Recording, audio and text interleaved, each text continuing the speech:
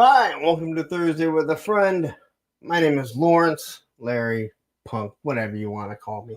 Anyway, today I was able to get a special guest, someone that you may have seen on the Full Force or Articulated Points. I don't think he does many other live streams, so to me, it is a wonderful, wonderful poll to have. So, anyway, without any further ado, my special, special guest. Patrick Stewart from wait. I was expecting some bald guy that flew the Enterprise. Nope, still doing okay with all my hair. It's most of it's here. It's fallen out a little bit, but yeah, I get that a lot. It's Pat. That's why I have not Picard written in there. I absolutely love that. And again, I was almost going to ask you to do what you do on the Full Force, where you turn around, and I know at times like you've lost the figure that you're holding, which I think is hilarious. But you guys have nailed it so many times. Like, you know what? I'll let that be their thing. Anyway, thank you so much for joining me. I know we met at Joe Fest, and we've chatted a few times. You don't do a lot of social media. And I always worry about that when I'm communicating. But you were pretty good with getting back. Like, oh, hey, you know what? I'm super excited about this. Yeah, let's do this. So, yeah, I don't do a lot of public posting on social media, but I do a lot of reading. And honestly, anything that I do is probably more in some of the GI Joe groups. I've been active a lot online. I was a forum guy. Really, I was on the forums a lot, and even before that, back on Usenet, I started really online heavily with GI Joe and Transformers in like the mid '90s. And I don't know, maybe it's just getting old and gray. I don't really dig too deep into a lot of the social media. Like I have a few accounts, but I could never really get the hang of Twitter. I've tried Instagram a bit. I don't get Twitter. I still don't get Twitter, X, whatever you want to call it. Right. Listen, I think everyone here will agree with this. So social media is a cesspool, right? And again, I'm not always been better than everyone when it comes to that either, but it's just a total cesspool of crap. So the name Patrick Stewart, I think most of us know Patrick Stewart as the famous Jean-Luc Picard. To me, the greatest captain of the Enterprise, greatest captain in Star Trek history. And even your little picture has both of you. The not Picard, I think we can know where that comes from. But how did that come about, shall I ask? Well, I used to post whenever I started posting in, like I said, in the 90s on Usenet, on alt.toys.transformers or alt.toys.gijoe.1980s. Those were my two go-to places. I at first posted like just Patrick Stewart because I was in college at the time, and so my name would pop up on posts that I made, and people would occasionally say, "Oh, we have a troll pretending to be Patrick Stewart," and it's like, no, I'm not a troll. I'm just another Patrick Stewart. And so I started posting Patrick, not the guy from Star Trek Stewart, in quotation mark or in parentheses rather. Yeah. And then I realized that if you knew who Patrick Stewart was, you'd know the name Picard. Yeah. And so I just started saying Patrick, not Picard Stewart, because that was a lot faster. And then as people started creating message boards. I think one of the earliest ones was like a Yojo for sale board that I joined, and maybe the Bivouac for GI Joe, which later became Joe Customs. I registered as not Picard, and then I just tried claiming it in as many GI Joe places as I could. But you know what? Okay, so you see Patrick Stewart now. We have a troll here. It's not like it's some crazy uncommon name. Patrick is a pretty common name. Stewart isn't some weird name. If it was like Leonard Nimoy, okay, that would maybe be like, all right, But Patrick Stewart, I mean, it's not that crazy. It kind of goes back to if you've ever seen Office Space, Michael Bolton. I was laughing pretty hard at that because I had a personal connection to what he but I'm really glad that Sir Patrick Stewart, that's another way of differentiating us. I've not been knighted yet, right? It's always a chance. Yeah, I'm really lucky that he's a well-respected guy. If my name was the same as somebody who murdered somebody or done something awful, Jared Fogle. right, exactly. Exactly. If Hate to that was use my that name, one. that would not be good. No. Yeah, I'd start doing by my middle name. Yeah, I wouldn't blame you, and then you could be mad about it. Yeah. I always thought though, in Office Space, the whole Michael Bolton, like I've never heard anything bad about Michael Bolton, but he's like No. so mad about, but it's hilarious because I can only imagine like, oh, you must really be a fan of his music, like. Yeah, well, and I even do get still sometimes. Well, I don't get Michael Bolton stuff, but Yeah. I get a lot of people asking Star Trek questions as if it automatically means that I'm going to know the answers. But the weird thing was, the one time I was at a convention buying some Star Trek toys from like this Star Trek organization where they all were dressed up in Starfleet uniforms, and I was paying by credit, and I handed the guy my card, and I was like, yeah, like before he noticed, I was like, yeah, I'm Patrick Stewart, let's have out with it. And he was like, huh? And I said, yeah, my name's Patrick Stewart. It says that on the card. It's for real. And he was like, who's Patrick Stewart? And I was like, oh, this guy's just hired to be here. He has no clue what's going on. Oh, man, but that's embarrassing right there. Yeah. It's not someone who's some obscure character. Right. I mean, it's one of the most well-known. Yeah. Maybe he wasn't at the time, but I mean, it's not like the guy's done other stuff, right? I mean, he's yeah. I think the first time I ever saw him was at the end of Dune, which is a child seeing the picture credits of Dune, where they'll have the actor and then the name right next to him. Oh yeah. Like, wait a minute, that's my name. It was weird as a kid, but yeah. How old would you have been then? I think that came on at my grandmother's house on HBO. Was the first time that I saw any of Dune, and I didn't even see the whole movie at that point. I don't know, maybe 8 or 9, maybe for Dune. So at that age, you'd be super excited. You'd be super excited that like there's an actor with your name. Yeah, it was kind of exciting, but also weird. It was you learn to spell your name, and then a couple years later you see it and it's somebody else. Is that when you realize you're not the only person to have that name? Oh, for sure. Yeah. And there are several of us. I've thought about creating a group just for the Patrick Stewarts of the world, but then people would just fake it. So. Yeah, but then if you got Sir Patrick Stewart in, how cool would that be? That would be cool. I would love to get my picture with him, but he's not doing conventions so much anymore.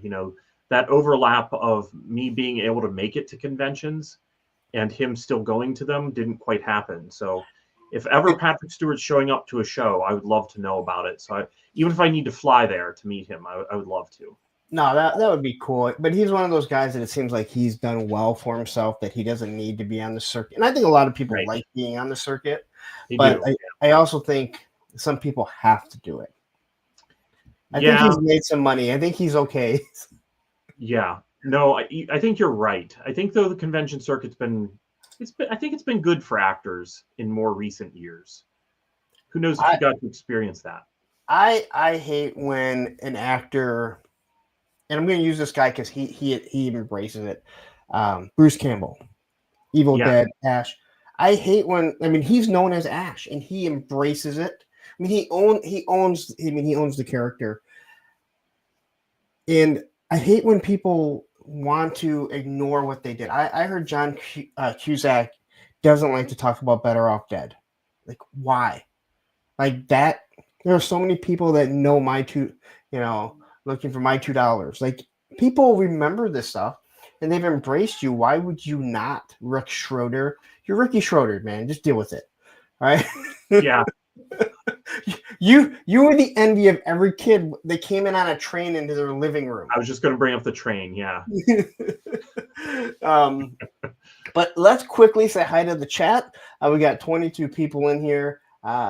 Please hit that like button if you haven't. So Early on, we have John Battle. We have Daredevil Dave joining us. GI Bro, who has the best guns in the community right now. U.S. Combat Dojo, Turk Murphy Toy Solutions, Beardy McBearderson. Hey, Punks and Lawrence, what time is it, Pat? It's time for Thursday. Time for Thursday with a friend. What? Man, I should have watched it and thought about that. Menhoza is here. Matthew Matson, one of my moderators. We have Rowdy Riles, and I believe this is the first time you've ever been in here. I know I've chatted with you on Instagram, so I'm glad you're able to finally join a live. Krusty Old Crow, who is here, who I talked to earlier today on the phone. GI Jetman, we have Sondando. I'm not going to try and pronounce that last name. Coleccionista. Okay. I will let Pat pronounce it. Maybe I'll just have Pat come on my Monday show and pronounce names for me, because God knows I obliterate the I try. I'm pretty sure I obliterated it. It's better. I would never gotten that far. We have Legend series here. We have 610 Daddy. We have Evil Dookie. I like that name. There's certain names you just see and you're like, that is a funny name. Cobra Commander has joined us. We have Mother Slug, MCR, who is here, Big M, Paul Morales, Dreadnought K6, and I'm sure others will probably stroll through. So anyway, let's get into this, because this is all about you. Oh, hold on, and then Machine Man. If you don't know, I like to say hi to every person that comes in. I think it's just that's cool. If people are taking a little bit of time to out of their life, out of their day to spend watching me, I like to highlight them and say hi to them. So, do you mind me asking how old you are? I am 49 years old. Wow, welcome to the 49 Club. Yeah, we're about the same age, I believe. I think that I've heard you mention that before. Yeah, I turned 49 in December, so. Yeah, and I turned 49 in November, so we're about the same age. Oh, yeah. November what? Do you mind me asking? 14th. Yeah. Okay. 14th. I always remember, I almost always remember November, December, and January birthdays. Yeah, I'm not really good at remembering birthdays at all. And again, it's those months. My best friend growing up, who we played G.I. Joe together, Joe, I could not tell you. I know it's in July. I believe that it's July 14th, because my son's birthday is the 15th. And I have my other best friend, one of my other best, I think this is the 16th of July. And I only know that because, again, my son's birthday falls right in between them. But if you ask me a December birthday, November and January, I don't know why. They just all tend to ring out. Maybe because my birthday is in December. And is it early December or late December? December 29th. Oh, okay. So right in between. I mean, you had to be home for your birthday probably from school, but never had to go to school, and my dad never let it be a 2-for-1. Okay. So you know what? Birthday. Yeah, especially when you're young. Well, hey, we can just celebrate at Christmas. No, that's different. That's different. And I've told the story before. He was so bad about making sure you had Christmas presents on your birthday. There was one year that I got a Burton snowboard for Christmas, and I was getting the Burton boots to go with it. And I had these other just waterproof boots that I used with my old snowboard, and they weren't snowboarding boots, but we used them. And I went snowboarding on the 27th. And even though I knew I was getting them, he refused to let me have them. And I remember just my feet hurt so bad because they were not meant for it. But that's how bad. I'm like, come on, Dad. We bought them at the same time. I know. Nope, It's not your birthday yet. Thanks a lot, Dad. my feet probably still hurt from that. Yeah. So, Bearded McPherson says 49 is so old. I'm much younger, 48. It's one of those things, man. You're about to hit 50. We were watching Elf with my daughter. My daughter and I were, and I'm looking at Willie, the dad, and I was just like, how old is he? This was a couple years ago, and I said to Olivia, I go, do I look as old as that guy? And she's like, no. I go, he's 38 there. He's 38 there? He was Max. Can't remember his last name. was Max something. He was only in his 30s and I out. think he was like 38 when I looked it up, and I was shocked. I was like, wow. All those guys look, and now his life has taken a much bigger turn for the worse, and you can see why he looks so old now. But yeah.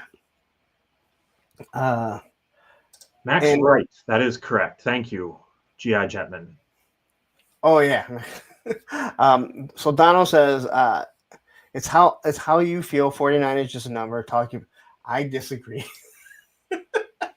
After years of skateboarding and lifting weights, like my knees, I can't tell my knees that I feel 15 when I walk down those steps in the morning. They're like, yeah, bullshit. Yeah, there's a crunching sound whenever I just flex my knees. Just, I tell everyone if I ever feel 100%, I'll know I'm dead. Say hi to Kenzo's Creation, who just jumped in here. GI Jetman, who was just highlighted. So great to have you guys here. All right, so where did you grow up at? We're the same age, so. I grew up in the country, in Western Pennsylvania. Okay. So where I was pretty far to like get to any stores or to school or anything like that. It wasn't it was going out. If I was doing something in the summertime, it was going out playing in the woods. So it wasn't like I was outdoors all the time. Obviously, I love my toys, but it was hot inside. So in the summer times, it was a matter of going outside and playing in the woods. I did a lot of, still would go outside though in the winter, just not as much. And yeah, so it's one of the reasons maybe why I'm so tied to my toys is that whenever school would end, at the end of the school year, it'd feel like 3 months before I would see anyone else my age, because That's we weren't, crazy. we just weren't near a lot of people at all. So yeah, I had my toys. Evo Dookie says, try jumping out of planes for 23 years. Once you stop, you feel all the pain. I always said that I always said that my body, I feel, will break down when I stop being active. But I was also taught by my dad, or told by my dad. I can't say taught. My dad said, I asked him, you ever go skydiving? He said, no. Why would I jump out of a perfectly good airplane? And I've lived by that. There's no reason to jump out of a perfectly good airplane. Now, today I feel like you better be watching that, because you never know. I think it could be fun to jump out of. I've never gone, but it could be fun. I like roller coasters. I just don't know that my knees would like that last impact. I know. I know mine wouldn't. I've rode off a couple things in the past few years, and I mean I'm talking like 3 feet on my skateboard, and the knees are just like, no. I'm like, I didn't even like jump off them. I just rode off it. But yeah, and we have Tony's face jumping here saying, "Yo, Punk Patrick in chat." I talked to this guy like twice today. Tony's like one of those people, he likes talking on the phone, and I obviously, if I'm doing, I talk a lot, so I can't say too much about it. All right, so you said you grew up in the country. Now you still live in Pennsylvania, correct? I live in Pennsylvania again. I lived for a while in Ohio. I'm sorry. Yeah. I lived in the greater Youngstown area, which means it was an area that was greater than Youngstown.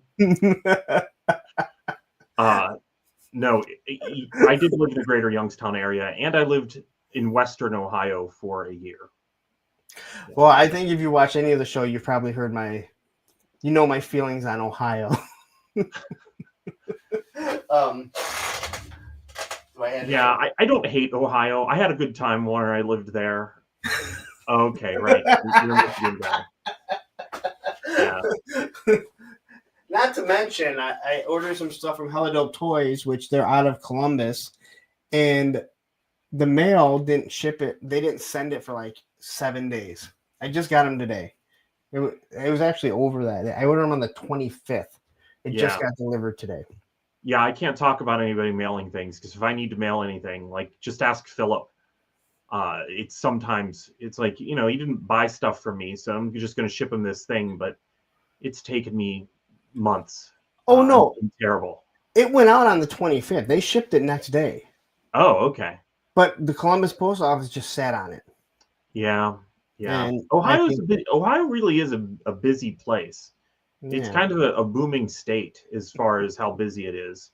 Um, But we'll get, we'll get to that. So you said you grew up in the country. Did you have yeah. any brothers or sisters Uh, growing up? Grew up with my early on, like early, I guess a lot of this pertains to GI Joe.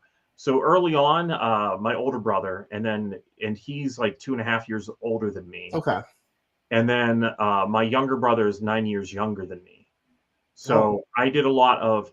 It kind of gives me a really, really great exposure to toys because I had like my toys and my GI Joe growing up, and because I had an older brother, I also was very quickly into Micronauts and Star Wars. Whenever maybe if I didn't have an older brother, that those toys may have been seen as too old for me, okay. but they were around and I played with them. So I had like a little bit of earlier stuff, and then whenever my younger brother was around, that meant that he got into Ninja Turtles and Ghostbusters and some stuff that maybe I would not have for the age that I was at. But then it also gave me that great moment where he got into GI Joe, and we both were excited about GI Joe again going into like the late '80s, early '90s. So I have like two like eras of GI Joe within the original run that I have a very close personal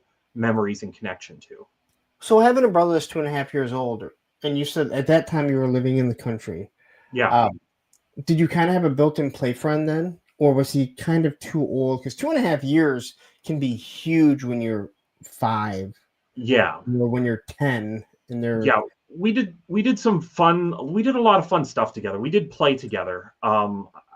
We did a lot of stuff that we would make up too, like Green Army Men. We at some point a piece of cardboard, just a chunk of cardboard from a box was in the house, as they will be, and we just decided that we made up a game with like our dart guns. Like I have good memories of playing with this with him. Uh, and we would tear a spot on the board. I don't even remember what the rules were, but we tore a spot on the board and stood the figure on it. And then if something was written underneath, that scored different points for each side of our playing field. And so we'd take turns shooting back and forth, and he would always pick the guys that were crouched down or crawling, so I could yeah. just absolutely not shoot them over because they were already laying down. I don't know if you've been to Disney World recently, but it sounds like the Toy Story game. Maybe, I don't They have know. like a Toy Story.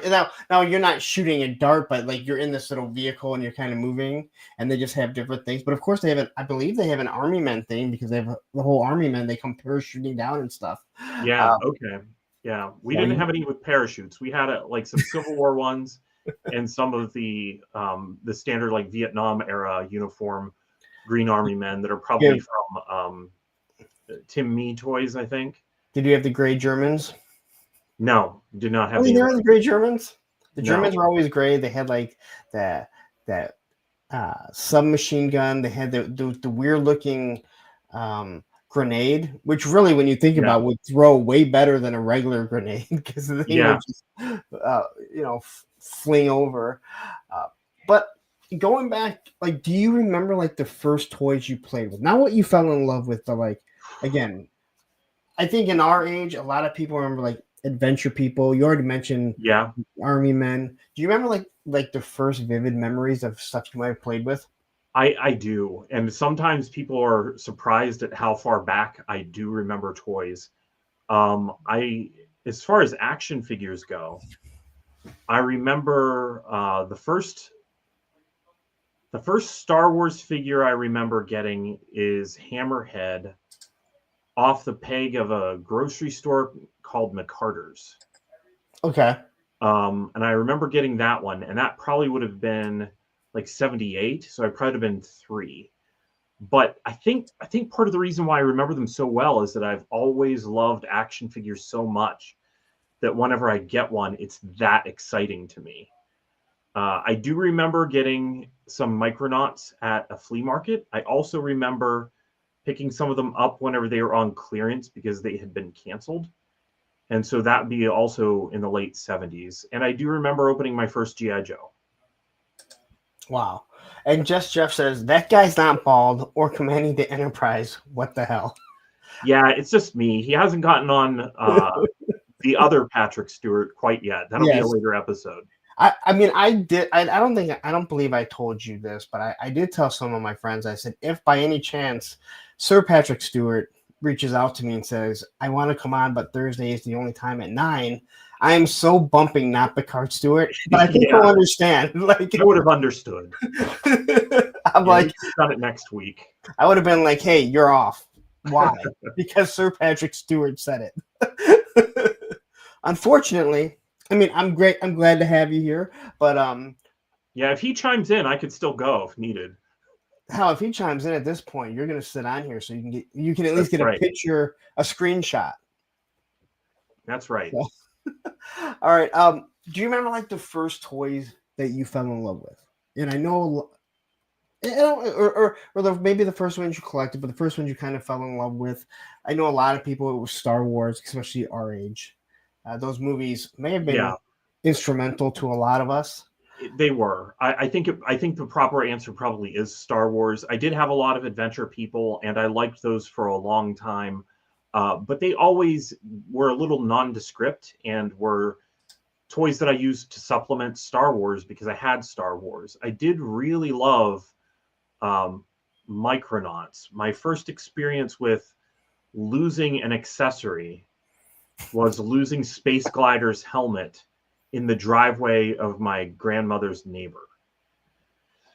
And I remember being very upset about that. And from then on, I was very determined to make sure that I saved all of my accessories and kept track of my toys a lot better, which, there still were some problems. Occasionally I'd lose something, but that's why I still have a lot of my childhood toys. My mother was always very encouraging for me to put toys away and to keep track of what I had and take care of it. She always instilled that in me. So I did a lot of that, but it had to have been Star Wars. I think the correct answer, even though I had Micronauts and I did love those, and I believe I had them.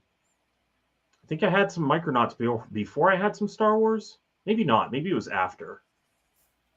I'd probably need to look at the dates on when those came out, or maybe look at family photos or something like that. But I can remember by the time The Empire Strikes Back came out, I was so into Star Wars, and I'd always had the figures.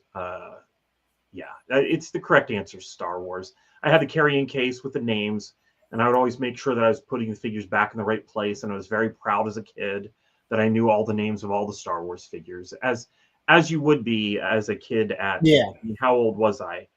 In 1980, whenever Empire came out, I was only like 4.5 when that movie came out, and I vividly remember it. And I remember playing Star Wars before. The other weird thing is that I remember playing with my Star Wars figures and reenacting like the compactor scene and other scenes, but I don't specifically remember seeing the movie. So I think that I remember playing with my toys, remembering the movie more than I remember the actual movie. So I ask almost everyone that's our age about Star Wars. Yeah. Did you have an imagination that let you do whatever you want with Star Wars, or did you have to reenact what we saw in the movies? Because I was not able to create new scenes. Like, I couldn't have Chewbacca in Dagobah. Like, he wasn't there. That is the one that I couldn't do.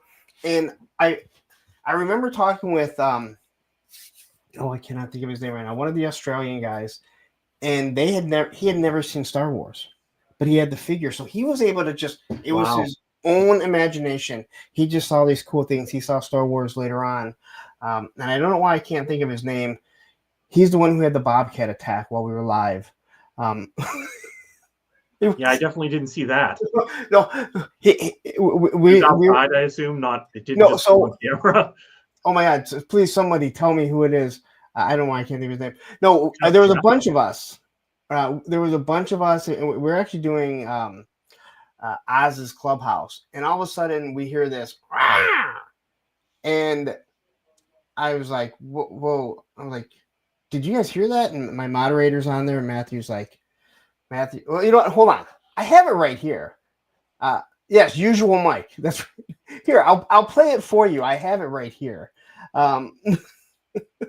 It's where the hell is it at? I should have it. Oh, here it is. I really don't do this, but you have been really good in here. Shoot on over there. What the hell was that? Was there like a bobcat attacking someone, or what the hell was that noise? Jesus Christ! What was that? It sounded like a bobcat attacking. I normally don't do this, especially to someone who just jumped in, but he's been so good. Go check out his YouTube channel and give him a subscribe. Yes. Yeah, dude, his videos are actually pretty cool. I like his videos. He's asking questions back to the community to get them to kind of guide where he wants to go with what he wants to review and stuff. He's been making some good videos. Okay, what was the noise? What was the fucking noise? Because that sounds nobody's gonna fess up. What was that? I think it was usual Mike. He's the only one that has little people running around him. He's the only one with people around him. He looked a little suspicious. I didn't see nothing. That sounded like a bobcat outside my house does. He might just always look suspicious now that I'm looking at him a little. We don't have bobcats. Was it you? It was his kid. Oh, okay. In a video game, and then he told me like the next day or something that he goes, oh yeah, he goes, that was my kid, but I tune him out, and I was just like, during it, I'm listening, and when I heard it, I was just happy that I wasn't the only person that heard it. Yeah. But Ed, the guy in the middle that says, "What was the fucking noise?" That makes me. He was so aggravated. He's like, "All right, dude, what is it? Like, what's the fucking noise?" Like, but it sounds just like a bobcat. Like, what the hell is that? I was imagining a bobcat attack happening outside whenever you said that. Yeah, well, that's why I was like, I better. And then I'm trying to explain it to him. Like, I have it right here as a short. You want me to? Yeah. But he was the one when I had him on the show. He said that he'd never seen Star Wars, so he was able to play it any way that he wanted. And I really envied a lot of those people, and I envied the people that could go out of their imagination. Star Wars was the only one. I had no issues with G.I. Joe, Transformers, He-Man. Like, that didn't bother me. But Star Wars, I think, because it was so iconic. Well, did you have the Marvel comics at all for Star Wars? I had a few, but I wasn't big into comics. I had, I bought the G.I. Joes when we'd see them on the spinner rack at, either what was Perry Drugs for Me or 7-Eleven. And I had like some of the Transformers. I didn't have many of the Star Wars ones. Yeah, I would see some of the Star Wars characters in other situations. So I don't know if that informed me at all. I didn't really do a lot of reading of those comics, I will admit. I was a kid and I was like reading, I mean, how old was I? 4 or 5. Yeah. I wasn't going to sit there and read a book. That just wasn't something that interested me. And I wasn't good at reading, or I don't even remember when I did learn how to read. I do remember that for comics, whenever I got a subscription to G.I. Joe, number 21 was the first one that showed up. And I thought, I really need to start reading these where they have words, because this is awesome. And you started with the one without words. Exactly. That was the one that showed up, and it was like, oh, lesson learned. There's a good story in these things that I need to read. But for Star Wars, I don't know if that maybe have informed my thought. For me, I had to pick like the best uniform for each character that they would go out and do things in. I didn't like the thought of Princess Leia wearing like the white gown to go on adventures, because clearly that was like, she was just supposed to, that was like a dress outfit. Yeah. So whenever the Hoth one came out, that became like my default Princess Leia. Okay. Because that looked like more something you'd go out on adventures in. And same thing with Lando Calrissian. My Lando was then the Jabba's Palace Lando. Oh, I love that one. So I did make them go on other adventures, but I was very specific about what outfit I liked them to wear whenever they did that. I didn't want them wearing their good clothes and then going on a mountain adventure or whatever. So I'm going to read this, but I want to It's funny that you brought up like you remember the first accessory that you lost, and I'm sure I lost other accessories. I remember losing Lando Calrissian's because I had a tie wrap somehow that was on his leg, and I used it as a holster. And you Okay. could put a figure down in the manhole, the little circle, but they were never going to go down. And I remember pulling him up, and the gun was gone. So when you said that, I was like, "Oh my! I totally remember." And I was going to say something. And Yeah. I'm like, you know what? No, I'll let it go. But then when you brought up Lando again, I was like, all right, I got it. MCR was asking, do you remember what was your favorite Micronaut? Now, I've said this, I don't remember the Micronauts, not at all. I have no recollection of them. I actually have a couple of them that I had no idea what they were. I just acquired this lot of something and come to find out, oh my God, look, these are Micronauts, and didn't even know what they were. I had a few time travelers, and those seemed like they were like the standard one to me. My favorite was definitely Space Glider. I had a blue one, and then I lost his wings in addition to his hat. The hat was the first thing to go, though. And then later on I got a yellow one because I love Space Glider so much. And I did like Antron. Antron, is that his name? I might be messing that up. Repto, Membros, and Antron, I think, are the three. We had those as well. And Cario, my childhood Cario, is right behind me here, actually. But yeah, it would be Space Glider was my favorite one. I just, as a kid, I liked pushing that button, having the wings pop out, and maybe that also is what influenced me to like any toy that has a jetpack. Like a lot of times when I get a Transformer, you know how you could do like your own fan mode of things, like just transform them. However, I quite often try to figure out a way to make a Transformer have a jetpack, even if he didn't come with one. I had a few Transformers, but I never had one with a shoulder cannon, and I loved shoulder cannons. I thought it was just the coolest thing. Like they could have their hands free, yet they still had guns, but they had these shoulder cannons. I love Sideswipe, obviously Soundwave.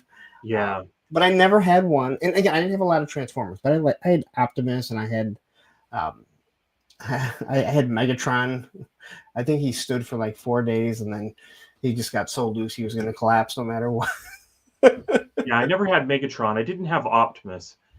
I didn't have like every single toy, but I had a really nice selection of them. And I remember one year I really wanted Optimus, and my grandparents had given me more money than I had ever gotten at one time, which was like $20. And that was roughly the price of Optimus. And so I went to the store to buy Optimus, and somebody had returned a Devastator to Hills, and they put a Hills department store. I probably should add this into the story. Hills department store, if you returned something to them, even if it was broken, they would put a price on it and put it in a section of the store that I called the junk aisle. And the junk aisle, a lot of my toys came from the Hills junk aisle. I love that place because, you know, you'd walk in there and there would just be something you would never think that you were going to have at all. And it would be reduced. And sometimes it'd be like, well, it doesn't have the instructions. And it would be super affordable suddenly. But I walked in and I found Devastator. And so I ended up buying Devastator instead. And then I never did end up getting Optimus until like I was at a flea market, you know, as a teenager later. Wait, you got Devastator for $20? Yeah, I got Devastator for $20. Now, how much was it originally? I think that that's a good question.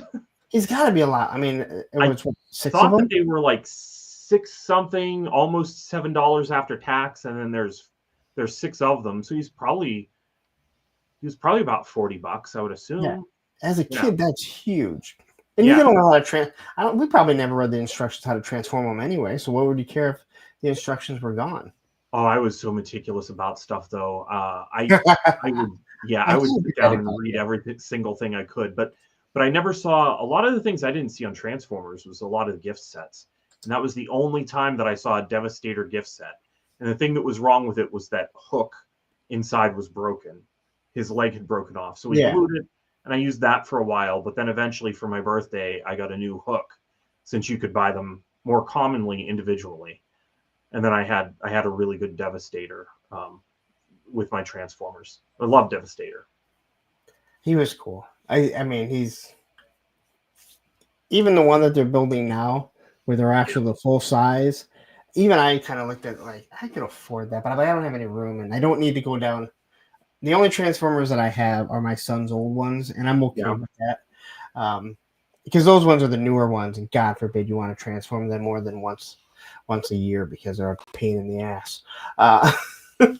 All right, so, no, I was just going to say, yeah, I had a display of Masterpiece Transformers, and whenever I put them back in the box, it's like, well, that's never going on display again because the amount of time it would take. I've only got 2 of the Transformer G.I. Joe crossovers. Okay. Just because I was waiting for the other ones to go on sale, and then somehow everyone else got a $25 Ross Thunder Machine. Yeah. No, I didn't find any of those.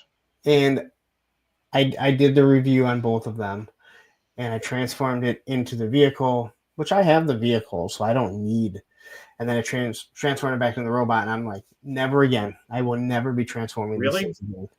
I hated every second of it. They were such a pain. And I like them as a robot. I mean, I have an All Striker and I have a Hiss, so I don't need to worry about having them as those vehicles. Same with if I ever get the Thunder Machine and the Triple T, I have them. So I don't need to need to have them in that form.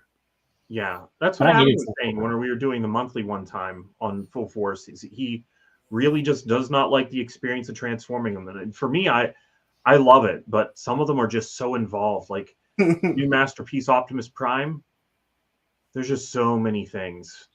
Like, I mean, I couldn't imagine transforming that Unicron. Well, I can only imagine doing it, even though I bought it. I just haven't opened it yet. It's one of those things where I look at it and it's like, do I want to spend my whole night doing this, or do I want to look online and do? And I just forget about it. It sits in the corner in the box. You have Unicron and you haven't opened it? That's right. I've done that several times. I still haven't opened my Hiss tank either. It's a Hiss, not a tank. It's not a tank? I'm not, you don't know. Now you gotta get into it. Not familiar with that. Shouldn't even said anything. But again, you also told me, before we started that you're not a big 6-inch guy. So right. That came out so wrong. All right, so you said you love Star Wars. Yeah. What did you fall in love with any other lines? I'm assuming that obviously G.I. Joe and Transformers might have been. Yeah. Kind of an extension of Transformers. I'm a big fan of Diaclone. I had a knockoff Dia Battles as a kid, and then begged for and got for passing one year. I used to get a gift for passing. And I got for passing the grade. When you pass grade and go to the next school, here's your gift. It's going to be summertime. Here you go. I never heard that. What? I don't think I ever heard that. You didn't ever get anything for passing each grade in school? No. I did. Well, I never heard that. I never heard that term. But I remember getting my son and stuff for. I don't know why. Like, you did what you're supposed to. Right. Yeah. Like, congratulations, you're not stupid being held back. Yeah, but I ended up getting a Multi-Force 14, which is the guts blocker from the Diaclone line. So I love that line. But my other really big one is Starcom. I have a website, starcomhq.com, that I did not build it, and so therefore I'm not very savvy at making any sort of updates, which is why it looks like it's from the late 90s, is because it is. So yeah, huge fan of Coleco's Starcom toy line as well. All right, I gotta ask you this. Were you a fan of Motu? Yes, but I didn't collect them. As a kid, the only one I had was Cyclone. That was the only one that I had. The only reason why I ask is that because, Chris is not big with, he doesn't highlight a lot of chats. He doesn't say a lot. But he highlighted one when you were on, and I made a comment about the squatty potty position for Masters, and you broke down and were dying laughing about it. Yeah, that's what it always kind of looked like to me as a kid. They look like they're squatty pottying. Yeah, I don't know. I don't want to berate that line. I actually just bought a bunch of the Origin stuff. I appreciate it. It has like this old feel to it, but again, those are action figures that are a little larger than what I was into. And maybe it was the combination of Micronauts, Adventure People, Star Wars, G.I. Joe. Those were the things that I had. So therefore, like all my stuff works together. And I didn't play with those characters together. Well, Adventure People would. They were just anybody in the situation amongst all those things. But, like the Hoth playset would end up being where Snow Job would be. Now that's something I could do. That I didn't have a problem with. I've told people before, like I had the USS Flag. I don't know. I have my USS Flag. I may have told the story once or twice. They may have heard it in passing. Now, I could not and I didn't have an X-wing. I had a snow speeder. But if someone brought over an X-wing and they put it on the flag, it didn't work. No, because I could take one of those $5. I think they were like F-15. They were really cheap. I could land that on it because that is a military plane or another style of a helicopter, but not Star Wars because it just didn't. The aesthetic does not go because it is so. Star Wars is just its own thing. Like I just felt like it had to be its own thing. But I think this is kind of going to answer this question. You were obviously able to mix, like you said, Adventure People. I love the boat. I love that little blue and white boat. I had that for years. Had a little wheel on the bottom. It floated for roughly 3 to 4 minutes, and then the hole on the bottom. Then it just went right under. Were you able to play with different scales as one? And it sounds like you couldn't. No, I really couldn't do that. That would have bothered me. I mean, within reason, because I had like $6 Million Man, Steve Austin in the back. Like he would be okay to hang out with the Lone Ranger, even though the Lone Ranger was a different scale. Like to me, those were both big, and they looked like they would be humans that could know each other. But for me to start mixing things, and I guess part of this answer also. People often bring up Transformers because that's one toy line, and even it is not the same scale. Oh no, it not at all. That's why. Yeah, I'm interested to see how they're if it's true that Optimus Prime is going to be the Mobat. I'm interested how they're going to do that because that's way bigger than a Hiss. It is. He may have to condense down, is what they may have to do. Yeah, or there's going to be pieces that come off. I've already said, they want to do this crossover. Why can't you do Optimus Prime as Optimus Prime? Who doesn't want an O-ring version of a Peterbilt that transforms into Optimus Prime? I've said that many times as well. I think that maybe the solution is to just go ahead and let this play out. Do Optimus as the Mobat. Do some more characters or some major G.I. Joe vehicles.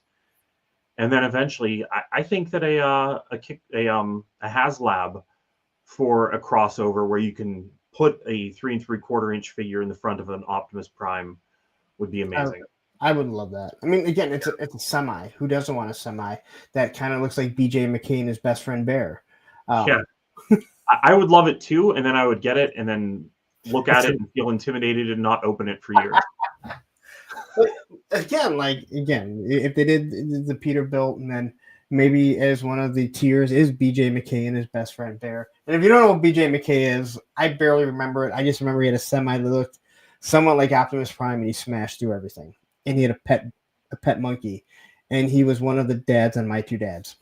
Yeah, that was the TV show, and then it was a lot with the Clint Eastwood Any Which Way You Can or Any Which Way But Loose. I forget which one is the first one and which one's the sequel. Any Which Way You Can and Every Which Way But Loose. One of them is the sequel and one of them is the original. I don't remember. But then BJ and the Bear was a TV show that was similar, right? Yes, yeah, he had a pet monkey. And then I realized he was one of my two dads with Paul Reiser. Okay, so he was the other guy that wasn't He Paul was Reiser. he was the other dad that no one remembers. Like everyone remembers him, but people don't remember like that he ever did anything before or after that. But he was. I didn't realize that was the same guy. I just remember again. It's one of those useless pieces of knowledge that I have in this head that, again, it's useless. It would come in handy one day when someone in some trivia that someone would go, "How do you know that?" It's like the same way I know about Care-a-Lot and the Care Bear cousins. All right. Yeah, no, I recognize some of the Care Bear cousins, but I wouldn't be able to name them. I wouldn't be able to name them either, but I remember my ex, my kid's mother was like, "How do you know all this?" I'm like, "I have no idea." Yeah. But the Care Bears were kind of cool. I'm not gonna lie. All right, so you're young. You get into GI Joe, Transformers. Now your brother, you said, is older. Mm-hmm. All right. Now, are you guys still living in the country at this point, or Yeah. how long did you live in the country? Like, did you ever end up, Oh, or did you grow up there? yeah. No, I grew up there. Yeah, Okay. I didn't end up really leaving there until I went to college. Okay. Yeah. All right. So then, here you are, and I feel like I totally missed Teenage Mutant Ninja Turtles. That was on the downturn of me. So Yeah. going into middle school, I mean, if you're living out in the woods, I'm assuming you probably had a small school you went to. I had a really great school that I went to. My elementary school was kindergarten through 6th grade. Okay. And then my high school was 7th through 12th. Okay. But So you had no middle school. No, but the 7th and 8th grade were upstairs and everything else was downstairs. But there's, of course, going to be mingling because you're using the same gym and same cafeteria, same band room. But it wasn't really ever thought of as a middle school. Gummy bears were better. They're more tasty. I really enjoyed the gummy bears as well. That was a good show. I love the Smurfs. I'm not gonna lie. Going to the mall and seeing the little kiosks with all the little Smurfs, and you could always talk your parents into getting you a Smurf. I never had one of the houses or anything, but I always had the Smurfs. They were just cool. Even I had a couple of those. I never really had a lot of them. One of the reasons, even going back to the Motu discussion, we didn't have a ton. And so I did know as a kid that if I asked for more toy lines, that would limit how much I could get from the ones that I already loved. And this is what's bad for Masters of the Universe for me. I had a nightmare of a bootleg Masters of the Universe toy. I had like the dream that I had like the jumbo case of Masters of the Universe. Like that's what I dreamed I had. And I opened it up and I can still vividly remember this dream. And there was a Beast Man in there, but he was all swirly plastic. Like I knew that it's like one of those things where I knew better as a child than to touch this weird looking Beast Man. But in your dream, you just do what happens. Yeah. And I picked him up and he just started sticking to me. And I couldn't get this Beast Man off of me. And it freaked me out for maybe a month about Masters of the Universe toys. And I just never really got into them because I was already into G.I. Joe and they weren't my scale. It's, I like them. I think that they have a great place in toy history and 80s history. Oh, yeah. I just picked up some more books on Masters of the Universe. I have a lot of that stuff, but I didn't really have the toys as a kid. I loved Castle Grayskull. The other thing that happened with me with Masters was seeing the sword for the first time and how it's only like sculpted on one side. I didn't know that because it's half of a sword. I thought that they just cheaped out. I'm like, what are they doing? We were talking about this on Tuesday. How like you put the sword together to unlock it, but then like the first time you see it, you're like, I don't need to put it together. I can just unlock it. Yeah, yeah. And I want to go back to Patrick was saying how in a dream you just kind of do. Well, if you start peeing in your dream, just stop because. Probably gonna wake up and not be too happy with the byproduct. Yeah, I'm trying to resist doing that. Just say no. All right, so I don't like saying we collected toys because I don't think we were collecting toys as kids. You're playing with toys, right? Yeah. You're not. I hope not, because if you're collecting toys, and I feel like you had probably a pretty bad childhood. That your parents are like, here you go, this is new, hanging on the wall, put it in this case, don't open it up. How long did you play with toys, or did you ever stop? Because now if you're, I always say like a lot of us, we go into middle school, but you just had two different schools. I feel like a lot of us, 6th to 8th grade, we go into middle school and most of us hide the fact that we're playing with toys. Come to find out years later, we were all still playing with them, but that was the whole, you kind of got to hide what you're doing. Yeah, I did go through that period where I had to hide things, and that was weird. A lot of that did happen whenever the building changed. And I think that it was a lot of kids just kind of pretending that they no longer liked that stuff so that they wouldn't get picked on by the upperclassmen, They were just like, we're a little bit done with that. But I wasn't, and I still had plenty of time by myself at home. But then I also had my little brother too. So that changed things a lot, because it was really easy to still enjoy things because there was somebody else around enjoying it. In addition to that, I had my friend Brent, and Brent was a huge influence on my life.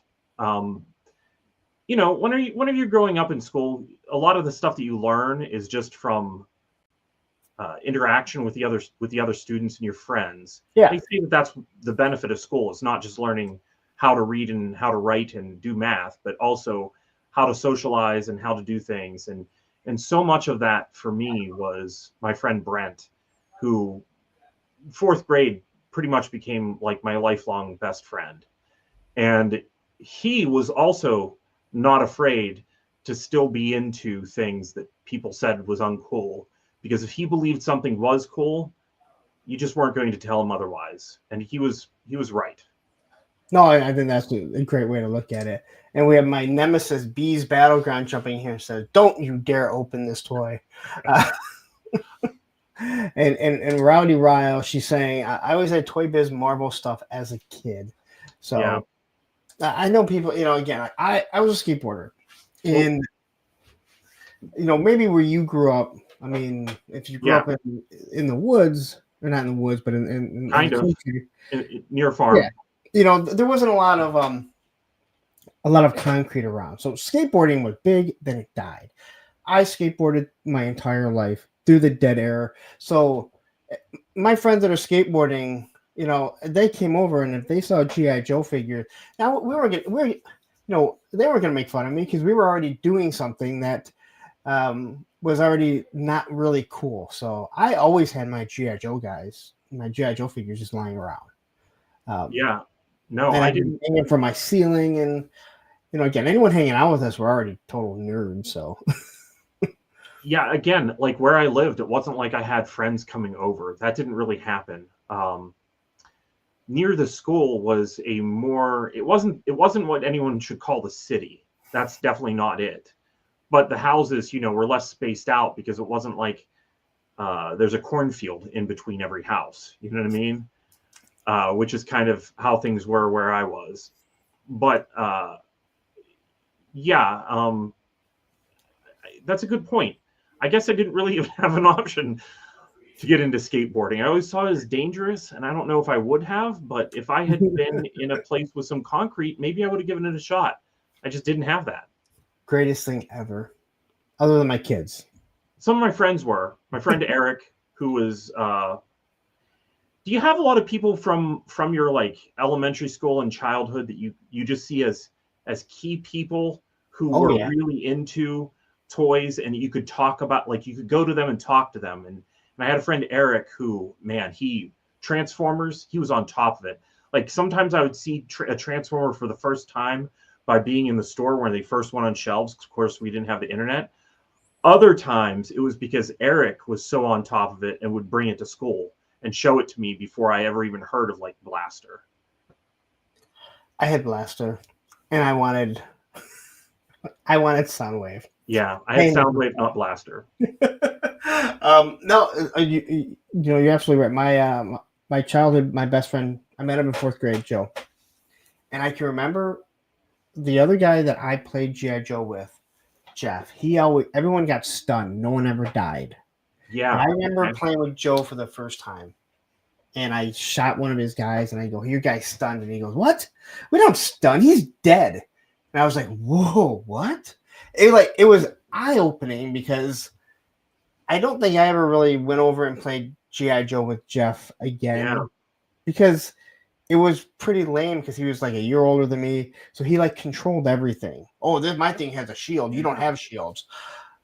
And that's when you realize like this isn't fun because you have everything. I don't have anything, you know? Yeah, and isn't that a weird thing how like that really affects how like and almost is that a reflection of how well you get along with that person, or did that determine how well you got along with that person? Because like Brent, whenever I went over and played with him for the first time, we just clicked. It was like this is how we both play the same way, and neither one of us is dictating anything. And sometimes we'd almost give like a quick story pitch of this is what's going to happen to the other, so we'd be cool with it before things would happen as we were playing out everything going on.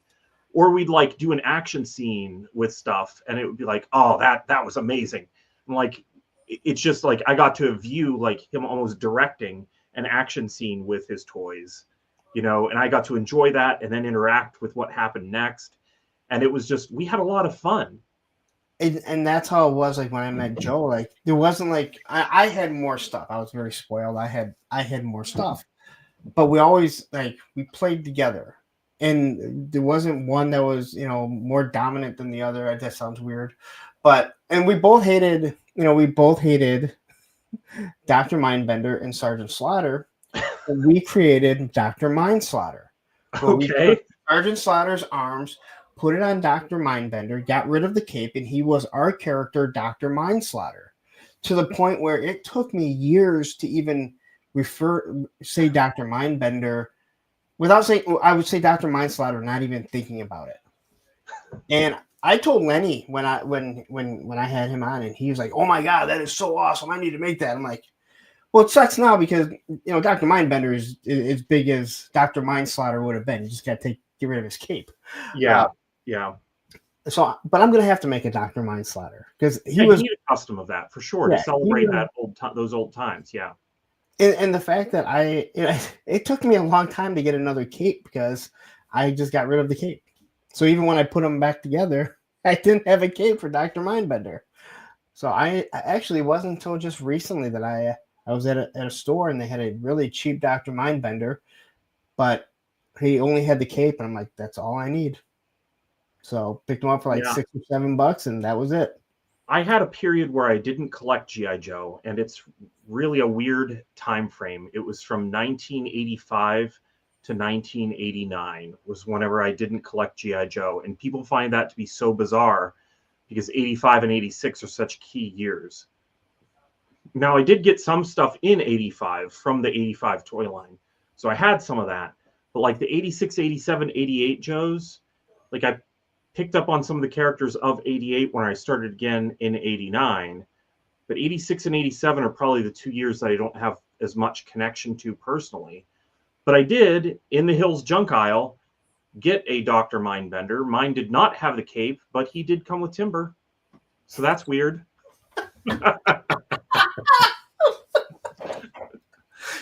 So you're saying there was figure swapping well before we knew it. Well, it's not fair even to call it figure. Yes, but it's not even fair to call it figure swapping because, like the Hills junk aisle, it was such a random mess of not knowing what you were going to get that these literally were sold in like, I think they sold them to me in sandwich bags, and I'm pretty sure that they marked them like 25 cents or 50 cents each. They were like such a good deal that we couldn't pass them up. I remember I got Sci-Fi and he came with Bat's attachment. And I was like, what is this thing? Why does it have a hole in it? And how does he carry it? I couldn't quite figure it out. I was sticking like the hose from Sci-Fi into Bat's hand. Not the hand, but like one of the attachments. And then I had a low light from that. I had a number of others. And then the other thing I got at Hills was the RC Crossfire. Those went down to $7. All right, so I'm with Viper. I can't get over this Mindbender with timber. It sounds like an awesome set. And like no cape. Like No you cape. remove the cape, and all of a sudden he's just like this muscular guy. Yeah, I don't know what happened that they had those in those combinations, because sometimes Hills would also do like a display, like on an end cap. They would box in with like plexiglass, and then do like a diorama of some figures from different toy lines that they were trying to push. Hills was an amazing store. I loved Hills. Oh, I want one right now. I want to go there right now and So do I. Yeah. They knocked it over, and I snuck over and grabbed a brick because I'm that nostalgic about Hills. I've got like the Hills mascot over here on the shelf. That's awesome. But yeah, I love that store. So many good things. Got Travis Moody saying you have one of the greatest minds in the Joe community. That's such a good compliment. I appreciate it. You like, again, I've listened to you on the Full Force, and you know so much. Jeremy Kimberlin saying Hills is a name I haven't heard in a long time. All right, so as you go into high school, Yeah. are you like, I know you said that now you have a little brother, all right, and you said he's like 9 years younger than you. Yeah. So how is your older brother at this point? Because at that point, like 2.5 years is huge. It's this huge gap. Yeah. Now, did you guys have a good relationship? Or Yeah, we did. Okay. Yeah, for sure. But me and my brothers, we're very close still. All right. But my older brother got into a lot of he liked to read a lot more than I did. He also liked, we would always play video games together too. Viper Scout says, "Mine pick up Mindbender and Trouble Bubble, never letting that go."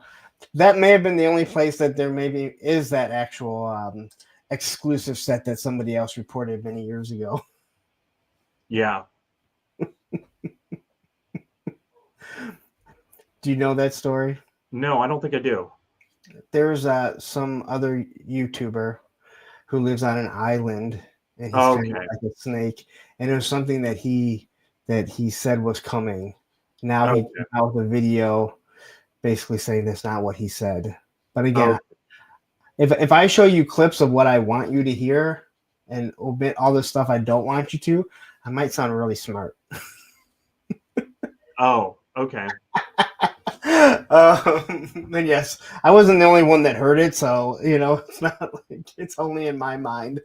All right, so you and your brothers, again, your younger brother's 9 years younger. Yeah, my younger brother is 9 years younger, so he was the one that was more into Ninja Turtles, and it wasn't like I didn't like them, but I wasn't going to collect them, and I did like Ghostbusters a lot. Loved the movie. Yes, Viper Scout says Pat's a nice guy. Don't drag him in. I have no idea what you're talking about, so I guess I'm not in. And again, that's some of the benefits of staying off of social media. Yeah, I'm just not on it that much. I really am not. I watch a lot of YouTube. I watched a lot of YouTube during the shutdown and really enjoyed watching a lot of the Joe channels, but I watch a lot of other stuff too, like Craftsman, Steady Crafting. I ate up that channel. There's a lot of them, a lot of good YouTube channels, and music too. I would sometimes listen to. I feel bad because I've made so many good friends in this community, but I cannot watch toy YouTube all day. I watch YouTube almost all day, but I cannot watch toy YouTube all day because after a while it's just like, this gets boring. I listen to a lot of, unsolved mysteries, or I find that stuff, it's almost like changing the channel. Like I love that channel, and I can watch that channel for a while. Not speaking to a specific what YouTube calls a channel, but like that flavor. Like maybe if you were to compare it to old TV, like maybe you have MTV on for a while, but it's like, no, I've got to switch to Comedy Central. You know what I mean? Like from the old days. But with watching YouTube, there'll be times where I watch YouTube for music, other times where I am watching YouTube for all of the toy stuff. I've watched tons and tons of toy shows, but a lot of the Dans, Dan Larson and Pixel Dan. Dan who? Yeah. So I like what Rowdy here says. Most of my suggestions are food and Magic the Gathering and like cryptids and aliens. It's funny because YouTube is one of those things where you start. Like, if I start watching skateboarding, it's And then I watched one Unsolved Mystery, and next thing you know, and let me tell you, when it comes to Unsolved Mysteries, there's a lot of hot girls that talk about Unsolved Mysteries. I'm just throwing it out there. But then you watch one toy thing, and next thing you know, and then you watch one wrestling short, and next thing you know, it's all these wrestling videos, and you're just like, man, YouTube, you're really like, I watch one thing that's out of my norm, and next thing I know, the rabbit hole, 4:00 in the morning, and I'm like, I'm gonna wake up in an hour and a half. Yeah, old commercials. I also like watching old commercials, especially old toy commercials. I don't do that often, but when I go down that rabbit hole, especially the G.I. Joe stuff, because I can remember the first time I saw a G.I. Joe commercial. I can remember what I was doing. I've talked about it before. I was sitting there playing with the Lone Ranger and Tonto, which I still have downstairs. Gabriel? What? Which ones? Like the big ones or the the Star Wars size ones? The Legends. Okay, yeah. And I had the horses. I was playing with the snow speeder because I only had a couple of Star Wars, and I saw the G.I. Joe commercial. I'm sitting there in front of it, saw the G.I. Joe, turned around to my dad and said, "Can I get one of those?" And he said, "We'll see." I can remember it vividly. But that a TV standing on a stand that probably should never have supported the weight because the things would just.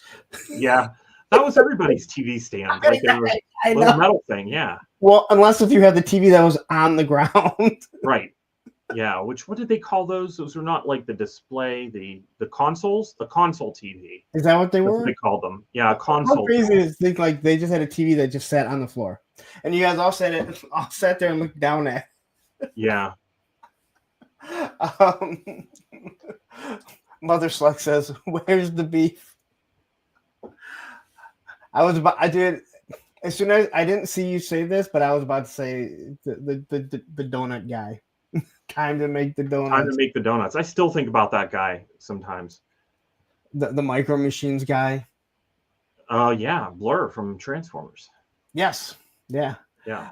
All right. So when in high school, what do you start doing when you're in high school? I mean, are you still playing with toys or are you collecting? Well, a lot of it for me, I mean, I don't know, like collecting is almost a weird transition because yes, I agree. I had toys, but my brother was careful with them. Stuff rarely would break if it was like my toys. Brother? My younger brother. Okay. Yeah, so like as I was buying G.I. Joes like in the early 90s, it wasn't like I was really going to play, but if he wanted to play, I was the older brother who would play with him. Sure, I did that. Okay. And so I don't know really when play ended for me, though. I don't know. I mean, it did just kind of slowly transition into I'm going to seriously collect these almost from the start of 1989 because I was over my friend Brent's house. He showed me Snake Eyes version 3, and then I had to have it, and I went out and got one. And it was late 89 because Night Creeper was already on pegs. And so I got the two of them like in November, maybe it was, or maybe December of 89. And from there, even though I picked up those ones at Hills, from then on, it was like I was collecting G.I. Joe. And in my mind, I was a serious collector going after them, but there was still an element of play happening with those. Yeah. You graduated in 93, I'm assuming, correct? I what? You graduated in 93? 94. Yeah, I graduated in 94. Maybe I started a little later. Yeah. Because normally, like, at least for us, the cutoff was like early December. Yeah. Early December was the cutoff. So I was like one of the older people in my grade, but everyone that was like around my age. Yeah. What year did you graduate? 94. Yeah. Yeah. It was kind of the same thing for me. But you said you were in November. That's the reason why. Like everyone, I think that I probably could have gone earlier, but I didn't. So you're in high school and you're still like you start kind of collecting stuff. Do you get into other things, sports or anything? You don't seem like a sporty guy. I don't feel like what? You don't seem like you care about sports ball. No, I don't play. I don't understand what's going on. I really am that person that doesn't know the names of teams and sometimes confuses whether or not that one's baseball or football. That's me. I really do. I don't remember. Oh, I yeah. have no memory even for wrestling because that's even a little bit too close to sports for me as a kid at that time. I wasn't very good at them. So why would that encourage me to be in them? I did have 1 year in Little League baseball because I did play baseball in elementary school. I had 1 year that it was a lot of fun. And I think it was because the coaches, the Lumleys, I'll call them out because they made it fun. They made it fun. Everybody got time. Everybody was really encouraged. And that was probably the first time that I actually, hit a home run and I think that was because they were making me enjoy You mean it. touchdown? You got a touchdown. Yeah, I got a touchdown. Yeah, but I did okay that year. It's funny because like when we're doing like one of the shows where there's like 10 people on it, sometimes we kind of get into like there'll be 4 of us that start talking about football or 5, and you can just watch the boredom start with the other people who know nothing about it, and they're just it causes me to tune out really badly. I just can't do it. I don't have the interest in learning the names of people that I'm never going to meet who've been selected because they are really already good at this. I mean, it's good that they are making a living on it. It's fine. I'm not like frowning upon it, but no, it just doesn't interest me. There's absolutely nothing wrong with it. There's nothing wrong with saying, hey, you know what? I'm not a fan of Mythic Legions, but they're pretty cool. Like they look really nice. I just have no interest in them. I have an interest in them, so that was a total lie. But yeah, no, those are great. Yeah, the big dragon is ridiculous. I just saw it on the weekend. Oh man. Oh, you into because you're not that far from. Well, it's 5 hours. But you're in the same state, so I'm in the same state. Yeah, but yeah, I was at ZoloCon over the weekend, and the dragon, it's really amazing in person. There's someone, my buddy Oz. He said that I don't know if he's still planning on getting it. He said that if he does get it, and this was his idea, that he wants to have it sent to me to review it, because they want to see it on a USS flag. Oh wow! And I'm like, hey, if you want to have it sent to me whenever it comes out, we'll figure out a way. Because he lives out in Baltimore, we'll find a way that I'll get it back to you. I'm like, I'm not going to ship it. I'll drive it back, or we can meet halfway or something. Yeah, I'm not. If someone wants to have it sent to me, because he's truly, and he's brought this up like he's serious, and we'll see, because that's something expensive and something, I'm like, hell yeah, to get your hands on that, to take pictures of it on the USS flag, destroying it. I mean, I had fun putting Megatron on it, Transformer, the collab on that. Yeah. Let alone a dragon stomping on the HasLab Sky Striker, like. Yeah, and I'm really curious to see how people display that, because I think that there's a good in a box in the corner. Yeah, that would be my option probably. But the display that they had for it at the show was really nice, and I could just see a whole bunch of figures, on or around it. I don't know. I'm waiting to see what people do with that, because it is going to be cool. When they do their displays, at least from what I've seen, they go all out. They make it a presentation, which is awesome, because that's what these things are. All right, so are you collecting comic books? Like, do you get into comics, or? Yeah, I did. I did get into comics for, not as deeply as others, and that probably is where there's more of an influence of my older brother. Okay. He was heavily into comics. Like, his favorite comics were the Avengers, really. I think those were his favorites. I shouldn't speak for him, but he always had those. He had the X-Men, a little bit of DC around, but mostly Marvel and, Spider-Man. I would pick up information from him. I would occasionally pick up an issue that he left somewhere and read it, but I didn't read any of that stuff in order. So I've read some of the, 80s, 90s Marvel stuff, but not in any particular order. And then Brent, he was a huge fan of comics. And I would go over there and he'd be like, oh, you wouldn't believe what happened this month, and it would fill me in on what Spider-Man was doing. So yeah, a lot of influence of comics on me indirectly from the two of them. And for me, the comics that I had is I had a subscription to Transformers, had a subscription to G.I. Joe. After that, I had Spider-Man for a little bit. I had before that, I had Star Wars and Thor. And Thor is one that I didn't read. And my brother was so thankful that I had the subscription to Thor because he couldn't wait to get it in the mail and to read it. And he still has those issues that were sent to me because they were his childhood. He loved those. Okay. And, you know, again, I like the fact that I like listening to you where you're talking about like your brother, like he loved the stuff and that didn't interest me, but, and again, that's really how it should. I talk about Motu, like I had, and they were He-Man. Do you remember them? Again, I always thought they're called He-Man, not Masters of the Universe. They were yeah, I thought of them as He-Man. Yeah.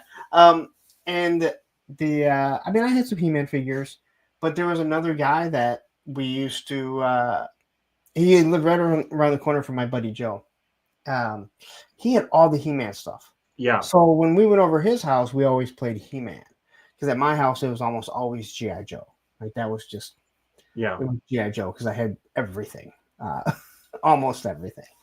So, and I feel like He-Man is the most passed down toy of all time. They've just stood the test of play. Yeah, you know, they are rugged toys. They're good. Yes. I think my exposure to them hands-on was my brother was in Cub Scouts, and so I would get taken along to the meetings that he had. All right. And one of the kids that he was having a meeting at had a much younger brother. So this kid was maybe 3 years younger than me. Okay. He had everything He-Man, and he was excited to show it to me. So it was almost like I got the demo of every single toy condensed down into this hour or whatever it was that we went to this Cub Scout meeting. But I got to see everything. And that was where I was like, why is there only half a sword? You know, he didn't explain that to me. Maybe if he'd done that, I would have. Eugene, why didn't you explain to me the half sword thing? Maybe you'd be on the full Eternia rather than the full force. Right. I would have known about putting the two swords together, which I always thought was, again, I thought it was stupid. Well, did you watch Black Star as a kid? I probably would have picked up the fact that that was from Black Star because I did watch Black Star as a kid. I've never even heard of it, I don't think. Oh, really? Yeah. Yeah, Black Star predates He-Man, and in the plot, there's a power sword that has two halves. The good guy has one half. The bad guy, the Overlord, I think his name is, he has the other half, and he's trying to get the Black Star's half of the sword. There's a castle. It has sci-fi elements. Some of the background plates that were done by Filmation were reused and recycled into He-Man. So there's a lot of Black Star influence upon He-Man. And that one to me is a little obvious, like looking at it now. But I think that the toys for Black Star, I'm pretty sure they came well after the show. Like I think the way that it worked was Black Star was just a cartoon. Then, you know, Filmation made the He-Man cartoon similar to Black Star. And then somebody, maybe Gloob or somebody was like, oh, this is an opportunity, and finally made Black Star toys. Because I never had any of those, but I did used to watch that cartoon. Okay. Yeah, Matthew says I don't know. Punk doesn't know much. When it comes to some things, you're right. Maybe I was doing other things. Well, I loved cartoons. I used to wake up on Saturday mornings. Oh, I love. And I would watch what at the time I just called bugs on the screen. You know, it was just the interference. There was nothing there. And so I'd wake up maybe around 5 a.m. on Saturday mornings and just I'd be sitting there in the living room waiting because where I lived in the country, there was no cable TV. Where that is, there still is no cable. You can't get cable TV there. You have to have satellite. You have to have satellite. Yeah. So, and we didn't get that until maybe I was 11th grade. And then it was like a used one. It was one of those old C-band or KU band, I think. It wasn't like a direct TV or anything. It wasn't the little one. But I used to wake up when I was younger on Saturday mornings, flip on the television, and then like the national anthem would come on, and I did stand up. I remember that. Little kid Pat in his living room. Nobody else is around, but I'm standing up for the national anthem. And then Nothing wrong with that. There's nothing wrong with that. And then Tennessee Tuxedo would come on and other things on Saturday mornings. And I tried to watch. I would have like a TV guide would come and I would plan out my day of what cartoons I was going to watch. And sometimes it was frustrating to have two different things like opposing each other. And there were definitely some of them that I watched just as filler that I didn't really like, but nothing else was good on at the time. But I used to fill the day. And then I would hate it when our Saved by the Bell came on because that meant cartoons were over. And I didn't like that show. Okay. I mean, I was going to ask you, and I'm like, I'm not going to say anything. I was going to bring Saved by the Bell while you were talking Saturday. Was there ever a new episode of Saved by the Bell? I swear to God, they were all reruns. They started off as reruns. I don't know because the theme song would come on. I'd get angry and I'd run to the TV and change it. That was my experience with Saved by the Bell because there was something on still, like maybe reruns of Kid Video or something on another channel at the same time as Saved by the Bell. That any element of cartoon, it's Saturday, it was time for cartoons. I did not like Saved by the Bell. It's still don't. I like it. It's so bad that it's good. And Mark Paul Gosselaar, he had a podcast. Yeah. I stopped listening to it, so I don't know if he's still doing it. But they go back and they watch the episodes. He's like, I don't remember any of this. Wow. He's like, I remember parts of like doing it, but you're not watching it as a kid, like. Right. So he remembers certain parts or maybe acting with someone, but to watch it again, he was like, wow. He's like, man, Zach was an asshole. I guess that makes sense. Like I did get into like plays and stuff in junior high and in high school, and I couldn't tell you what those were always about. So yeah, it makes sense that I can understand that. What I remember I remember a lot about Saved by the Bell, but in the opening scene, there's a shoe, and it's an Airwalk prototype. It's the teal one. It was one of the most popular skateboard shoes, and I remember it to this day, like how it vividly goes through it. Those are the things you remember as a skateboarder. Yeah. All right. So you graduate high school. I'm assuming you graduated. Yeah, I graduated high school. Yeah. What did you go on to college for? I went to Penn State. I started off thinking I was going to get into education just because, that's your world already at the time.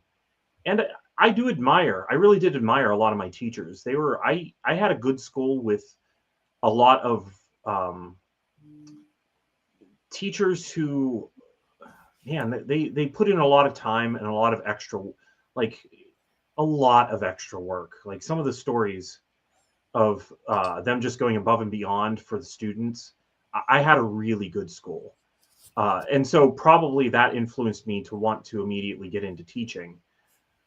But Penn State had a good program, and they put me into not as a student teacher, but as an observer right away, so that you'd know whether or not it was for you.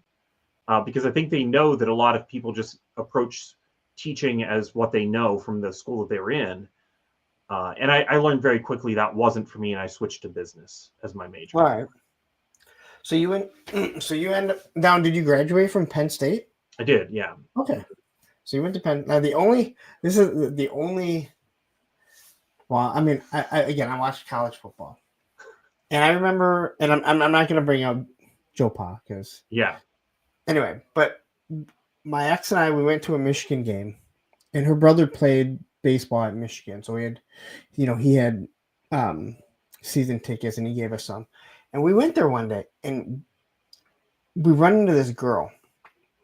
She's from Pennsylvania. Yeah. She goes to Penn State. She's there with her boyfriend. She is a huge Michigan fan. Never been to Michigan. Never even been in the state till now. And she's talking to us so giddy. She just met Bo Schembechler, who's the legendary Michigan coach.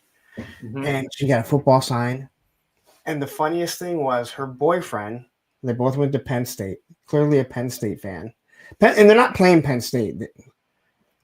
He's down about 3 rolls, and you could just tell he was so bored. And he's like, I cannot believe I'm here. And we were like, my ex and I just laughed about it because like this guy does not want to be here. So you were at Penn State, and what year was this? No, this was in Ann Arbor. Oh, in Michigan. Okay. Yeah. So she came. This was the first time she'd ever been to Michigan. She wanted to see a Michigan game. She couldn't even tell us why she was a Michigan fan. Again, like if you're a Michigan fan and you grow up, let's say you grew up in New York where you really don't have a football, it makes sense. Yeah. But here she's going to Penn State. She lived there. Like you would think you'd just be a Penn State fan. Yeah, you would think so. You know, people here in if you grow up in like Ann Arbor and you go to Michigan, you're not a Ohio State fan. Right. You better not be. So I hear. But yeah, that's like the only like the whole Penn State. But you brought it up, and it just Penn State was big. It was big, and that was a big difference also in culture for me because in high school, I think my graduating class was like 114. That probably puts things into perspective for people for how big the school was. Not terribly huge. How big was your graduating class? Do you remember? 700. 700. Yeah. So you can imagine how different it was. And we had the small class of the 4 classes that were in there. Oh, really? Wow. Okay. Yeah. Yeah. Maybe we might have been 650, and the other ones were like 7. I think there was 3,000 kids in the school, so maybe we were like 650. I did a backflip on stage at commencements. It was 3-hour long commencements. Wow. And it was the only exciting thing because there's nothing exciting about listening to people walk. And I remember afterwards people coming up to me that I graduated with saying, "Oh my God, Larry, that was so awesome." And I remember looking at these people. I'm like, I have no idea who you are. Yeah. Like that's how big it was. And those are people in my class, not just people, juniors, sophomores, and freshmen, which they really weren't at the commencements because why would you be? Yeah, so, that's boring. But yeah, it's like we had almost 700 kids in our graduating class, and we had the small class of the classes that were in there at that time. Yeah, I don't know if my number is wrong, but I thought Penn State was almost like 40,000 students there. That sounds about right because that's about because I think Michigan State is like 50, and I think Michigan is like 25. But I know Michigan's a much smaller. It's a much smaller school compared to Michigan State, like half the size. Yeah, so it's it was a big difference for me anyway, going from I would imagine high school into college. Very different experience. Because I mean, those state colleges like that are huge, ridiculously huge. And I would meet people and maybe never see them again. And they may have been there the entire time that I was. It's even interesting too. Sometimes when I hear of a celebrity that was there at the same time as me, like Keegan-Michael Key was there at the same time that I was. I never would have. He's from down the street. He's from down the street. Oh, is he? Yeah, he's from Southfield, Michigan. Okay. Yeah, so we both could have run into. Have you ever run into him? Nope, no. Yeah, I doubt that I ever would have run into him. I doubt I ever would have. I will say this: another guy that's from Michigan is the guy that plays Glenn in The Walking Dead. Oh, okay, yeah, I loved Glenn in The Walking Dead. And my stepbrother looks just like him. Oh wow, okay. Like when they were young, like when he was younger, it looked just like him. Yeah, I kind of haven't been watching The Walking Dead. I think Glenn was pretty much my favorite character. So I trailed off, we shall say. A lot of people. Sort of spoilers for The Walking Dead. So you graduated from Penn State. What do you go on? What do you go on to do? You said you went into business. Well, yeah, I got my degree in business, and then I did the after college thing of not knowing what to do. The movie The Graduate strikes home pretty well. Okay, he does not look like Glenn after, right? He looks like Glenn before he had his head bashed in. That's good.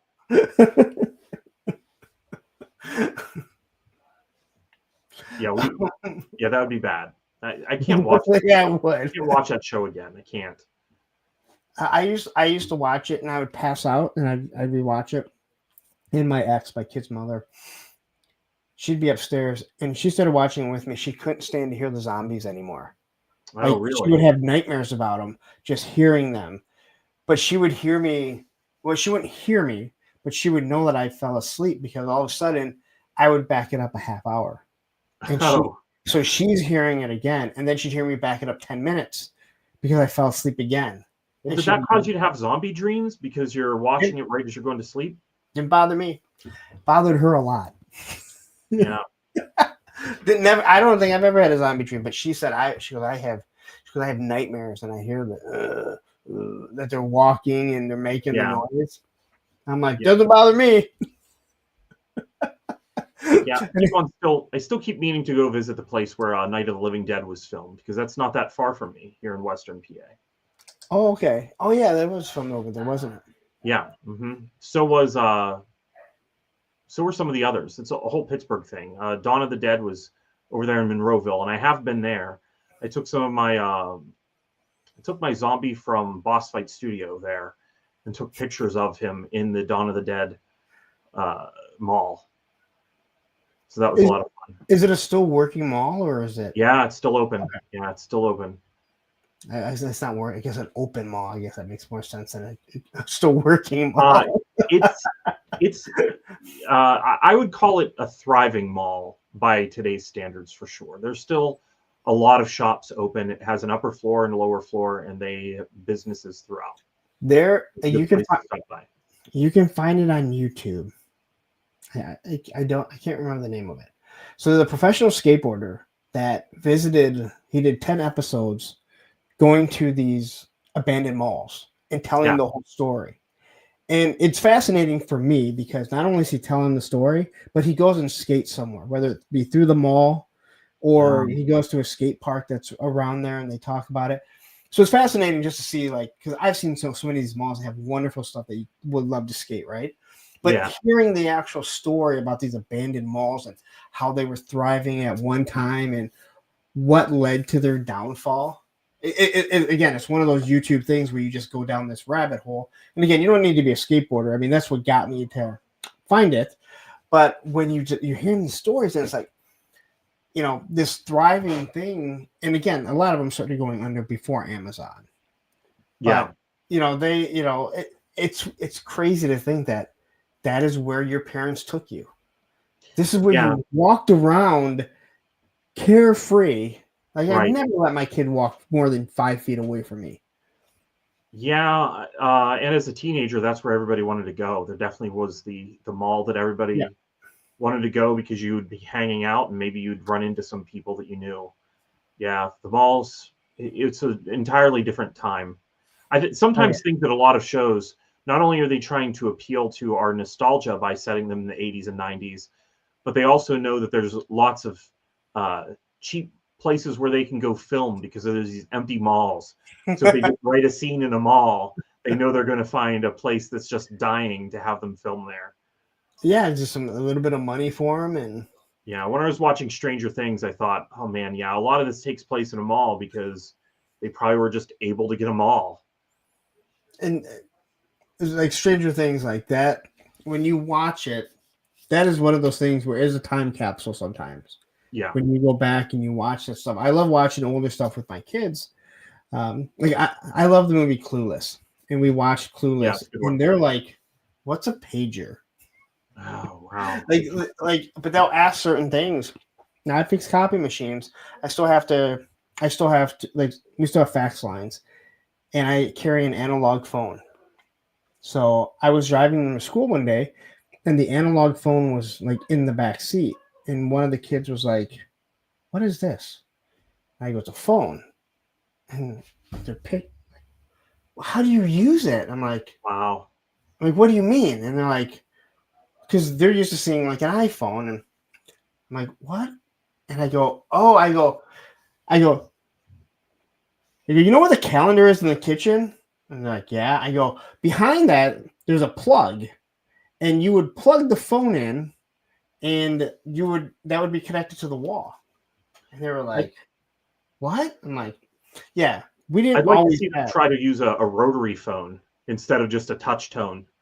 You know, because I can Oh, remember right. as a kid that people thought that the rotary thing where you spin it Yep. and then wait, like that was going to be difficult to work in the future. Yeah, those things were weapons. Oh, they were heavy. Yeah, they were. And they had a handle on it, like that. They That did. was a home defense right there. Oh, how many movies? Yeah, that's true. I guess the impact of seeing that in old movies where somebody gets hit with a phone, you and I would know how bad that must hurt. But the kids, it'd be like, you know, what's that weigh? You know, half a pound. It's like getting hit with a book. Well, what about getting whipped with a cordless phone, the wire antenna? Oh yeah, yeah. One of those old ones with the really long extending. Yes. What? Yeah, yeah. And then it would bend, and then you're trying to push it back before your parents would find out that you broke it. Yeah, those were a pain. I used to try to figure out also like what length it had to be to stay the shortest, because you could also just be on the phone knocking things over behind yourself, you know. Especially now as a toy collector, could you imagine that? Oh no, just taking things off your shelf. All right, so when did you graduate? What did you go off and do? Like, do you get a job? Or? I became an assistant manager at a movie theater, and I worked kind of the projectionist role at the same time because I had been doing that in summers and in the winter whenever I was in college. So I really love film, and I'm happy to say that I had time to actually work with film, like actual physical film. That is another thing that younger people would look at and go, "How does this work?" So Ed, one of my moderators, yeah, this is the guy that said, "Okay, what was the fucking noise?" Okay, hanging up on someone doesn't have the same appeal anymore. And I think we talked about this on another show. Being angry and just hitting the hang up button on your cell phone is not the same, and you don't get the same thing through, because when you slam the phone down, the people knew. Now, if you're angry and you hang up on, they're normally going to call you back and go, "Did we get disconnected?" No, I fucking hung up. Right. It would have the bell in there, and so you'd get a ring out of it. Like your anger would actually have a bell indicating like extra sound effect for you built in. There's a lot of things that kids nowadays will never understand. No. It might be useless stuff, but it's very important to think about. Yeah. Like when again, when a kid hears, they're watching a movie and they say, "Oh, I got paged," and they're like, what does that mean? And it's like, okay, you know what a payphone is, right? Yeah, I know what a payphone. They know what a payphone is. They don't understand why there was a payphone. I've even had my daughter ask me before, like, "Did you have TV?" I'm like, "Okay, let me explain something to you. I'm not that old." Well, did Grandpa have TV? Yes, Grandpa had TV too. Did you have black and white? I did. So did I. Matter of fact, we had a black and white. I beat Final Fantasy on a black and white TV, so I never saw the creature in color. Oh wow! Okay. Yeah, I forget what his last name was. My black and white goes as far back to what we had before Atari, which at the time we just called it a Pong system. They called it Pong for a long time, but it was actually a Radio Shack electronic scoreboard is what it's called. And we would play that on our black and white TV. And for some reason, the way that the RF modulator works on the Atari, if you played Atari in the living room and you turned on the black and white TV in another room, you could see the Atari being played. Wow. And I think it's because the RF modulator in the Atari was so strong that it was actually broadcasting a little. That messed up. It is, yeah. Ryan Sweeney says kids today would never understand having to keep the newspaper, so you had the TV schedule. Yeah. And Ed says, my kids asked me about the Revolutionary War. Freaking smartasses. Well, and you guys have all seen Olivia. I mean, you guys have all seen my daughter. Like, how she is, so she has no problem asking questions.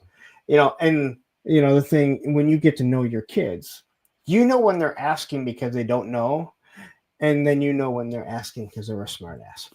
And probably so knows whenever they're asking, like in all earnestness, and they ask you about the Revolutionary War, does that sting worse or not as bad? Because I don't have any kids.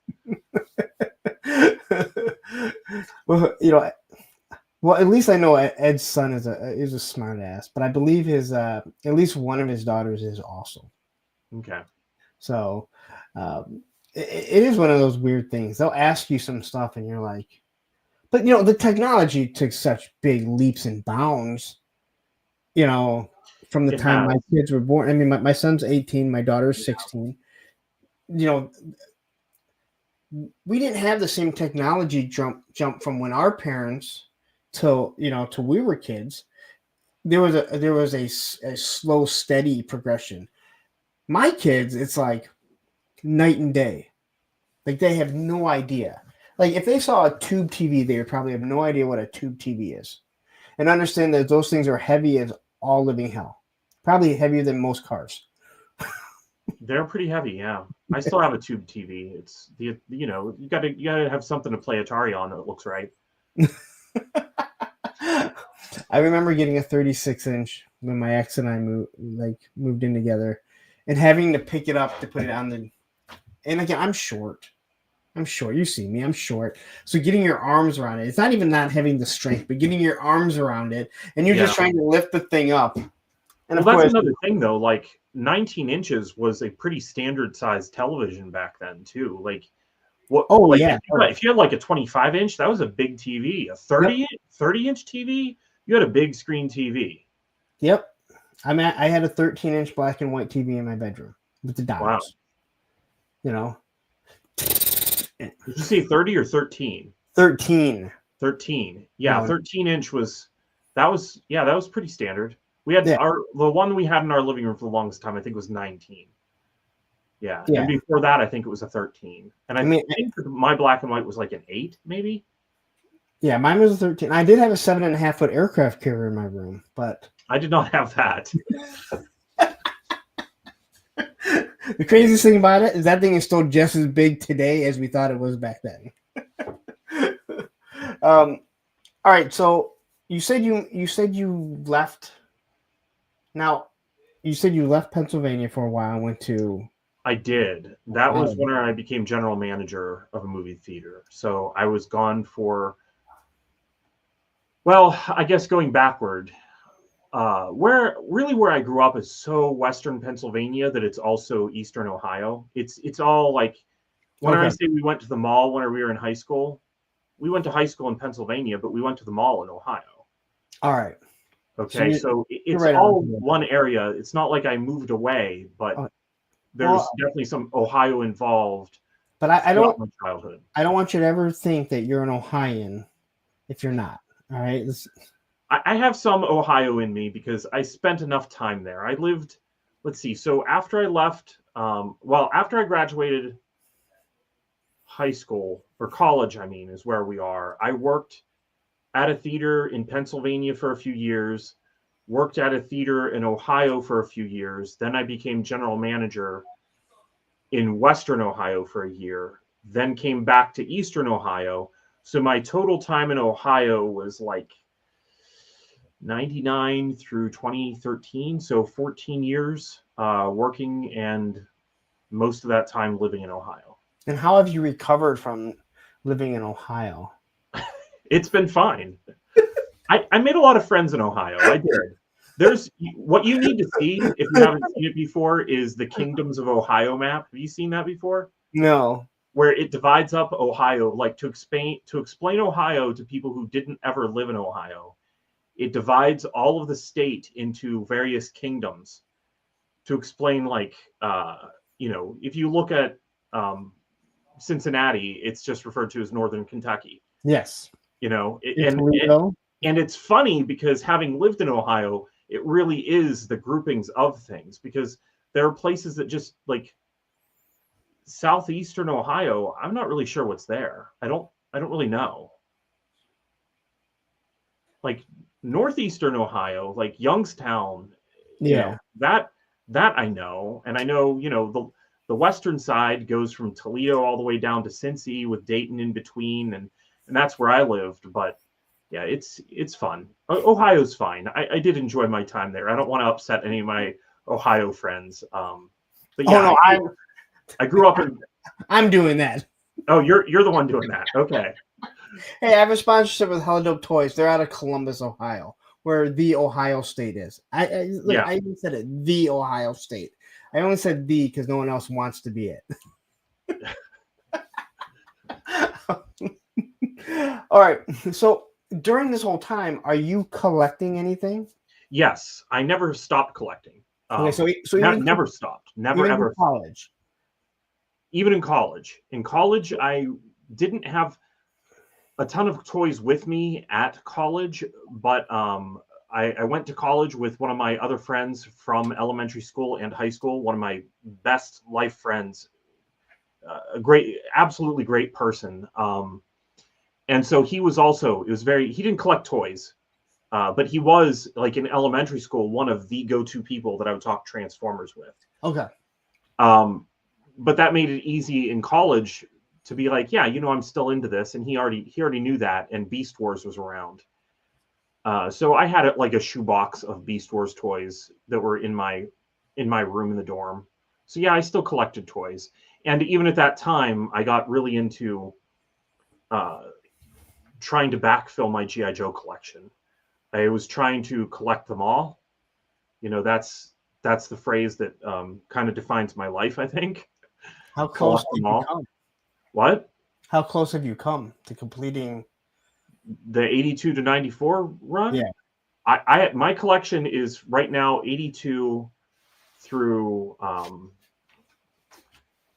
well, I have not done the Super 7 reaction stuff, but everything prior to that's 4 inches I have from the United States. So 82 all the way up through like 2018, I have that. My collection probably for my 82 to 94 run, I think I finished that somewhere around like maybe 2002. But you don't have vehicles, right? Correct. I have vehicles. Oh yeah, but you're not trying to complete the vehicles. They're frustrating. I hats off to the people who can do that. But you've got to have the space to lay them out so that they don't, because if they're in a bin, the weight of one vehicle is going to break another. They shatter so easily. The antennae just go. That's a frustrating thing. I love them. They're a lot of fun. I think that I may enjoy customizing vehicles sometime more than collecting them. But I have a few ones that I really love. I have a RoboSkull. I have a few of the harder to get ones. But like I don't have any Night Force ones. So not all the crazy ones. I have a couple of Night Force ones now. I have a couple of Python Patrol, but none that I bought. They've all just like acquired in like a lot or something. The Viper Scout says, I met Pat a couple of times at G.I. Joe Collector conventions. Most memorable was Atlanta when he went to a club. Did we? I don't drink, but I'm just going to say I don't remember that. I don't drink. So that's interesting. You should come to Joe Fest this year, and then maybe we can go to another club. I don't drink either, but so as you're collecting, and are you still reading comics and collecting comics? Yeah. I love the G.I. Joe run of comics. Okay. Going into college, it was my goal to. He says you went. I'm sure I did. I just didn't drink. You didn't say you didn't go. I didn't go. Just that I didn't drink. I'm sure I had fun. I just didn't drink. But yeah, I collected comics, and I did a little bit of Star Wars there in college. But okay. I was mostly getting back into filling back issues of G.I. Joe so that I could do my first ever read from the beginning all the way through to the end. And when I got back into G.I. Joe in '89, I immediately started collecting the comics again and reading them in order as they were coming out. So I was up to date on the comics. And yeah, that's my G.I. Joe universe, because the other thing we haven't really discussed is the fact that I didn't have the cartoon. I did mention that we didn't have cable and that I didn't have a satellite dish. So I had Mass Device and I had Revenge of Cobra because those aired. But where I lived, the channels that I could get on that hill in the country, none of those stations picked up season 1 nor season 2 of the cartoon. So I didn't see those as a kid. I eventually saw some reruns whenever Deke reran them, but that was my first time seeing some of those episodes. So what you're saying is, if you had to pick a true canon for G.I. Joe, it would be Larry Hama's run of A Real American Hero. That's right. Yeah, I just And kind you of are follow what he absolutely does. correct. I absolutely love it. That is what I And you follow. are absolutely 100. And again, I have my own headcanon, right? But Yeah. if someone said, what is the true canon of G.I. Joe, A Real American Hero? I'm going to tell you it's Larry Hama. Larry Hama, as far as I'm concerned, he's the George Lucas of G.I. Joe. Yeah. I don't care that George Lucas doesn't own Star Wars anymore. If George Lucas says, you know what, those last 3 movies that Disney did, they're bullshit. That was never supposed to be it. I'm sorry. You created it. I have to agree with what you said. Larry Hama created A Real American Hero. Yeah, he personified everybody. I mean, there was a team effort, like a collaboration going on, but all the story and characterization was him. And it's a fun sandbox to be in, kind of thing. And, other people got to play in it. And I love some of the characters from the cartoon. To me, some of the characters that he really didn't get into kind of become more defined by the cartoon, like Yes. Shipwreck. Shipwreck. He hates Shipwreck. Right, but you barely see him in the comic. Exactly, because he hated him.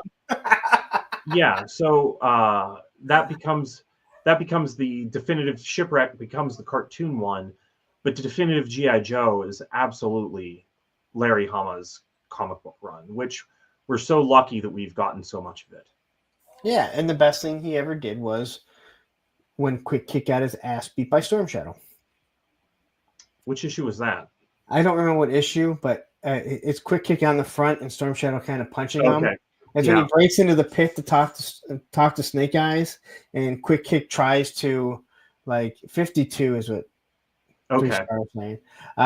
He been a breaks while since in. I've read all of them. Yeah, and he pretty much laughs at Quick as he beats his ass. I love Storm Shadow. Storm Shadow was the first toy I ever bought with my own money. I can remember getting Storm Shadow. You can? Sears. Yep, it was Sears department store, and my dad said you cannot get any action figures. You can't get any G.I. Joes. And I said that's fine. The only one that I want is Storm Shadow, and I'm never gonna find them. Sure enough, walk in there, there's Storm Shadow. And I begged and I pleaded, and my dad was like, "I told you cannot get one." And the only reason why I walked out with them was because the guy working there said he goes, this figure is really hard to get. We just got one in, and because we just got them in, there was actually 2 on the pegs, I remember. And he said, usually people take them right out of the box. And my dad said, okay, you can get it. Oh, wow. That's cool. Yeah. For me, it was growing up in the country again. Me and my brother would get the newspaper for our neighbor he was older, and he lived along the way, not far from where we were. It's not like we had tons of people around us, but we would give him his newspaper, and occasionally he'd give us a dime, as a thank you. And so I had this bank that had all these dimes in it, and we were at the laundromat one week, and I walked over to, you had to go further into the city to get to the laundromat. Which again, it's really not the city, but it felt like the city to me. Yeah. It's bigger when you're a kid. Everything, yeah. And there's a store called Toy World in Pennsylvania, and I would love to find pictures of it, but it's one of those small chain toy stores. Maybe they had 4 locations, something like that. But I got a lot of great toys there as well, and that was the first time I ever bought anything. I bought Storm Shadow that day.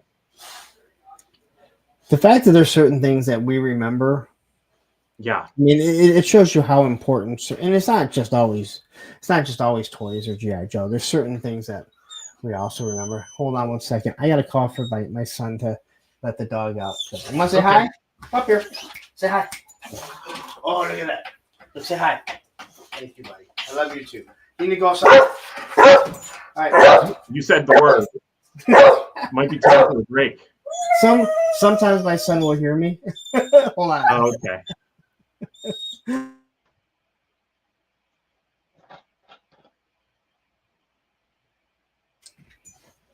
All right. He heard. Okay, cool. I can't believe he's gone this long. It's been 2 hours and he hasn't barked or anything. Yeah. For a while there, it was like the moment I started, he starts whining like he needs to. Like, you don't need to go out right now. I just let you out before I got up here. All right. So, do you mind me? Did you ever get married or anything?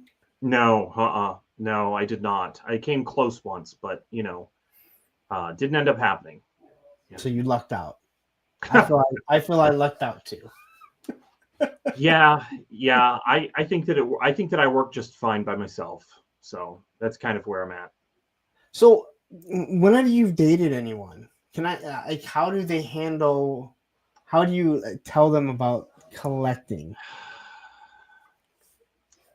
Anyone I've dated is somebody that I've known for a little while. I think I don't think I've ever had to really do the explain the toy collecting thing, and I would hope that.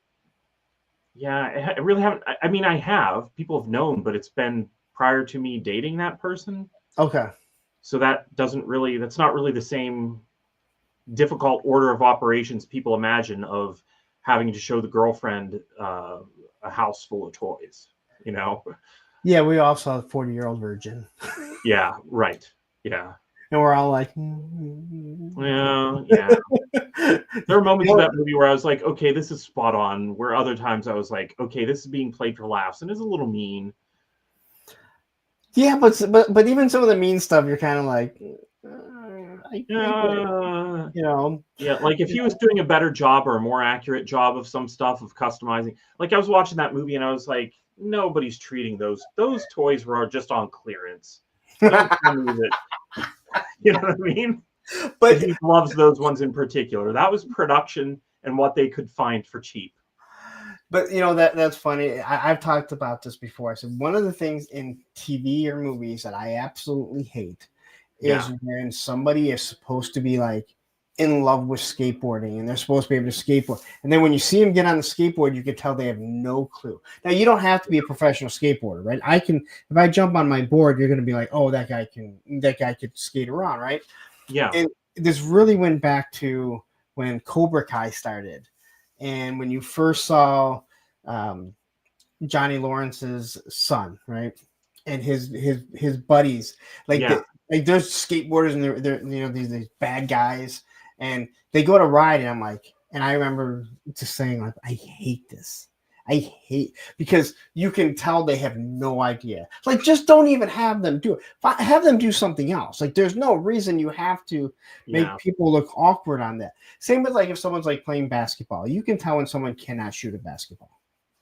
Yeah. Right. Like, and again, you don't have to make it, but you have to be able to like shoot it so it looks natural.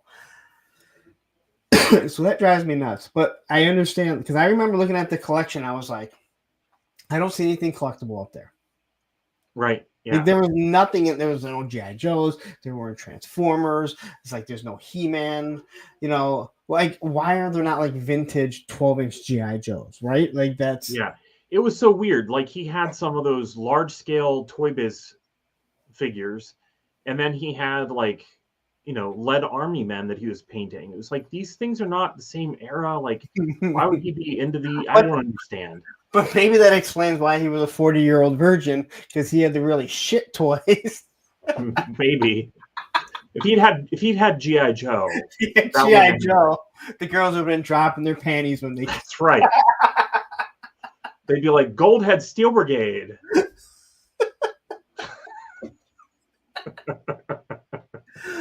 Oh man, but I love that movie because I think Steve Carell is absolutely hilarious, and that movie has some. Again, they I haven't seen it since I ran it a long time ago.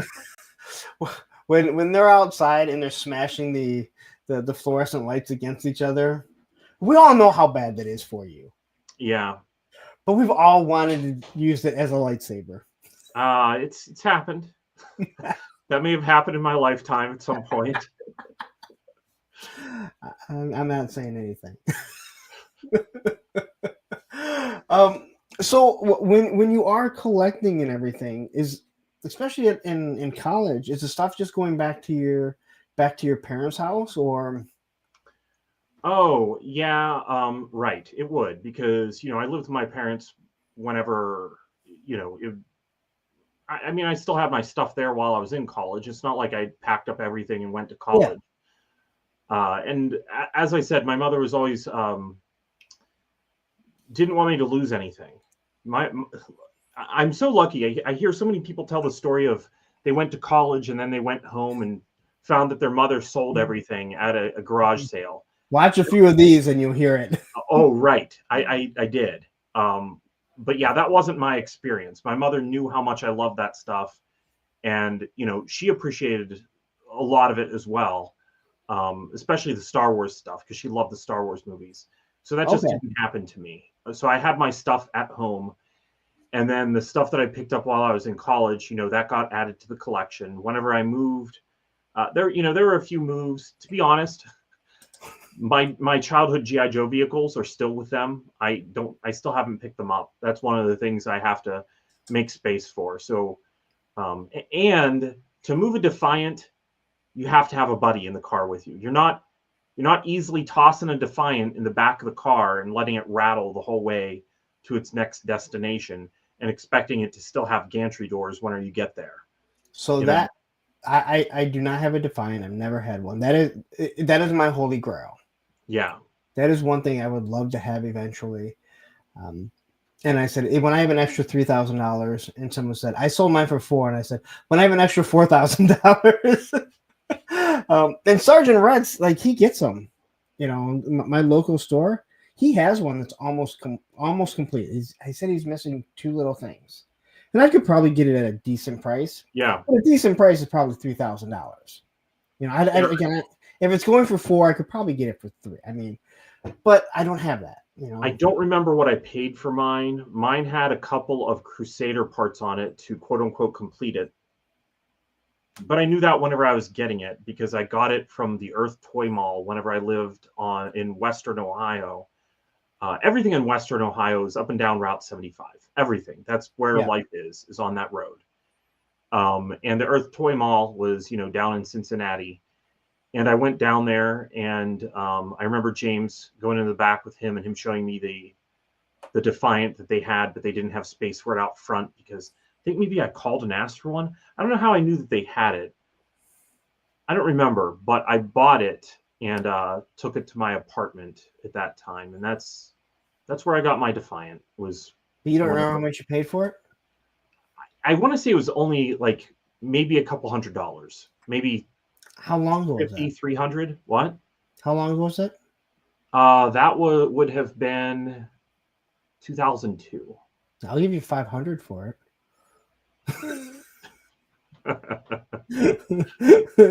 If it's almost complete. It's complete. Think of the profit. That's over 100% profit if you only paid a couple hundred for it. Yeah, it is, right. Just ignore online what other people will pay. What other people are saying. Yeah. No, I haven't looked to see what they go for online. That's the other thing, is that I help set up at Joe Fest, and a lot of people think that that's my stuff. That's not my stuff. I'm just helping my friends sell stuff. Yeah, I'll tell you what, at Joe Fest you get a lot of good deals. You do get a lot of good deals. If you want some stuff, like that whole room is full of good deals. Yep. The whole room is. Especially Sunday, because a lot of people don't want to go home with stuff. Right. Oh, yeah. I mean, that's where a lot of my reaction figures, that's where a lot of the ones that I didn't want to pick up right away and didn't want to spend that $20 on, I've been able to fill in a lot of the holes in that collection by $5 at a time at Joe Fest. Yeah, Target's the same way. They don't want it to go back, so they just want to get that shit out of. Yeah. It's all marked out. Does your Target have the Reaction Plus stuff? Have you seen it? I have only seen Deadeye CoverGirl. Okay. But I also don't go there very often because I don't need anything. See, I go pretty often because it's close to work, and I've not seen a Reaction Plus figure there yet. And the last several waves of Reaction, they didn't have them. So I think they just have some locations that don't carry that, and I'm out of luck. Yeah. I stopped. I just got aggravating toy hunting. Yeah. Not because I couldn't find anything, but because I knew there wasn't going to be anything. And you get so aggravated walking all the way to the back of the store just to turn around and walk out. And again, I can just go to Sergeant Rudd's and pretty much get anything, or wait for BBTS or Hello Dope Toys or wherever, And it takes the fun out of the hunt. But I also have not liked any of the Reaction Plus figures that I've seen. Have you seen the Fatal Fluffy yet? I have not. Yeah, that one's a must buy in my mind, and I really actually do like Raymar. No. See, and those are two that I would like to see. I take the back. I have seen Snake Eyes also, so I did see a couple Snake Eyes. Like I said, I saw Deadeye Cover Girl. I think I saw Cobra Commander. I have not seen a Bat. No, I have seen the Bat. Oh, the Bat is also pretty good. I did see the Bat, and I was all on board to get it until I saw how big the gun was, and I'm like, why can't they scale things right? Yeah, I ordered all my stuff online, so that's how I've gotten. I am caught up on the Reaction Plus, but and I have seen some of it in store, just not in the Target that's closest to me. Yeah, none of it there.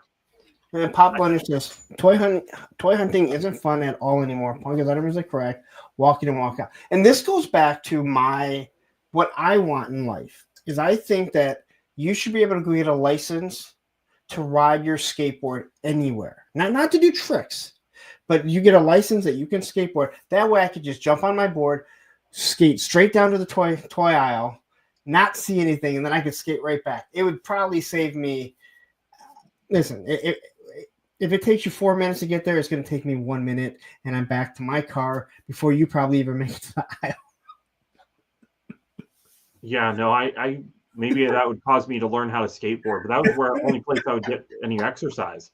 With Walmart closing early, I'm not getting any exercise anymore. I used to go to Walmart and I would walk the whole store and I would look at the toys. Like even the stuff that I'm not buying, I like to look at. I did that even through like when I wasn't like when we were younger, and we go to. Do you have Meijer where you're at? Whenever I lived on the other side of Ohio, I did. Okay, so Meijer was 24 hours. So we spent a lot of time at Meijer at 2, 3, 4 o'clock in the morning, and we'd always go to the toy sections, even when we weren't like collecting toys. I remember being excited that G.I. Joe was coming out with this thing, Sergeant Savage, and I saw it and I absolutely hated it. Because it was the wrong scale. Yeah. And I think Sergeant Savage's classified scale would be awesome. I think that it would mesh really well. But I still remember going there, and we would all go there. And a friend of mine, he was huge into Star Wars. And this was before you could find Star Wars everywhere in any aisle and anything ever, right? Like you can't go to a single store now and not find Star Wars. And then when Star Wars got popular, I remember being happy that I'm glad I collect G.I. Joe because there isn't that much. Yeah. Well, now there's so much that I don't want it all. Like there's a lot of stuff I realize like I'm not going to buy it just because it's there because I don't need it. I have no idea what we're talking about. About looking at the toy. So I like to see what's out, and I like to see, I still look at the Motu stuff. I look at the NECA stuff. Yep. Even though I'm not going to buy most of it, I find it pretty cool. Yeah, and that's part of why I like going into the toy aisle. There are some lines that I just kind of dabble in. I've picked up some of the Star Wars Micro Galaxy Squadron. Those are nice. They are nice, and if you have a Ross, I just like to look at them. Yeah, if you have a Ross, they're really nice. Where did I put it at? So, I mean, you've seen the Hot Wheel, or you've seen the picture of the Hot Wheels Sky Striker, right? Yes. That's coming out. All that is the Top Gun. Where's that at? I have it. Yeah, I don't have the Top Gun one, but that makes a lot of sense. Yeah. So it's just the Top Gun one. The wings fold in and out. Because I looked at one. Well, I didn't see it, but I looked at the picture of it, and you can see like right here, it has a spot where they, so the wings can go, retract and everything. But that's just painted on, though, isn't it? On the Yep, Skyship? it's just painted on. It's no different. It has the same stand, which I just lost underneath here. I'll find it later. But I want one, Yeah. So I have what I've gone in there. I've looked for a couple of those just because every now and then I'll stop at Walmart or Target.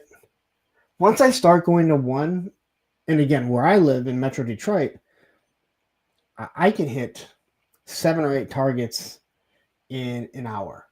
Wow. Okay. And that's excluding the amount of Walmarts that I drive by. I could probably hit, let me think, 1, 2, 3 Targets in maybe an hour and a half. Yeah. See, I have so many, and I know exactly where they're all at. I know the path.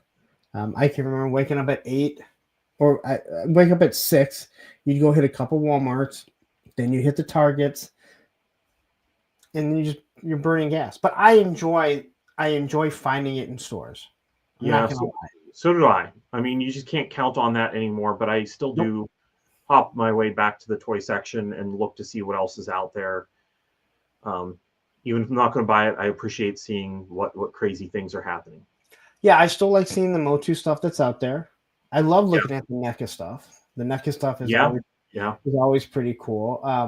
I still look at all the Marvel Legends. Yep. I think that they're designed really nice for the most part. Not all of them are great, but Yeah. for the majority, they're just fun to pick up and see how heavy like Red Hulk is. Sometimes, and not so much now, but I remember like going to Toys R Us and stuff.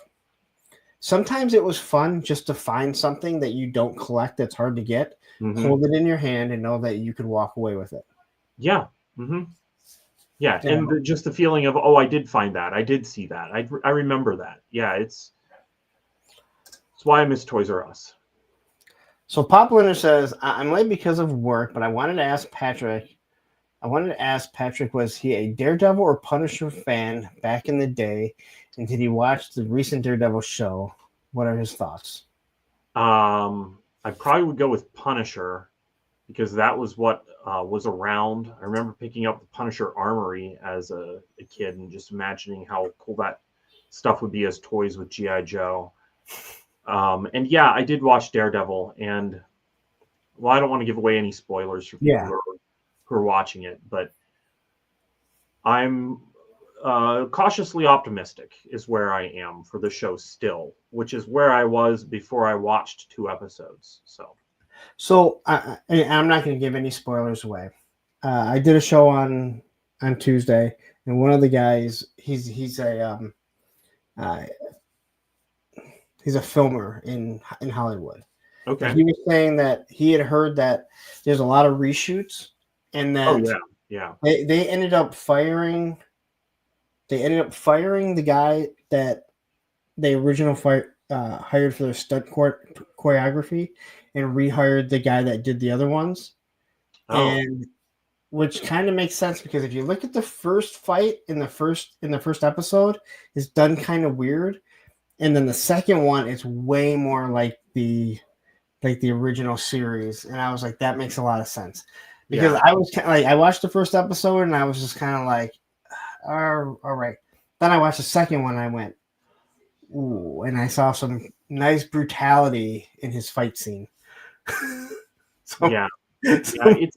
think that if you were a fan of the others, it's worth watching.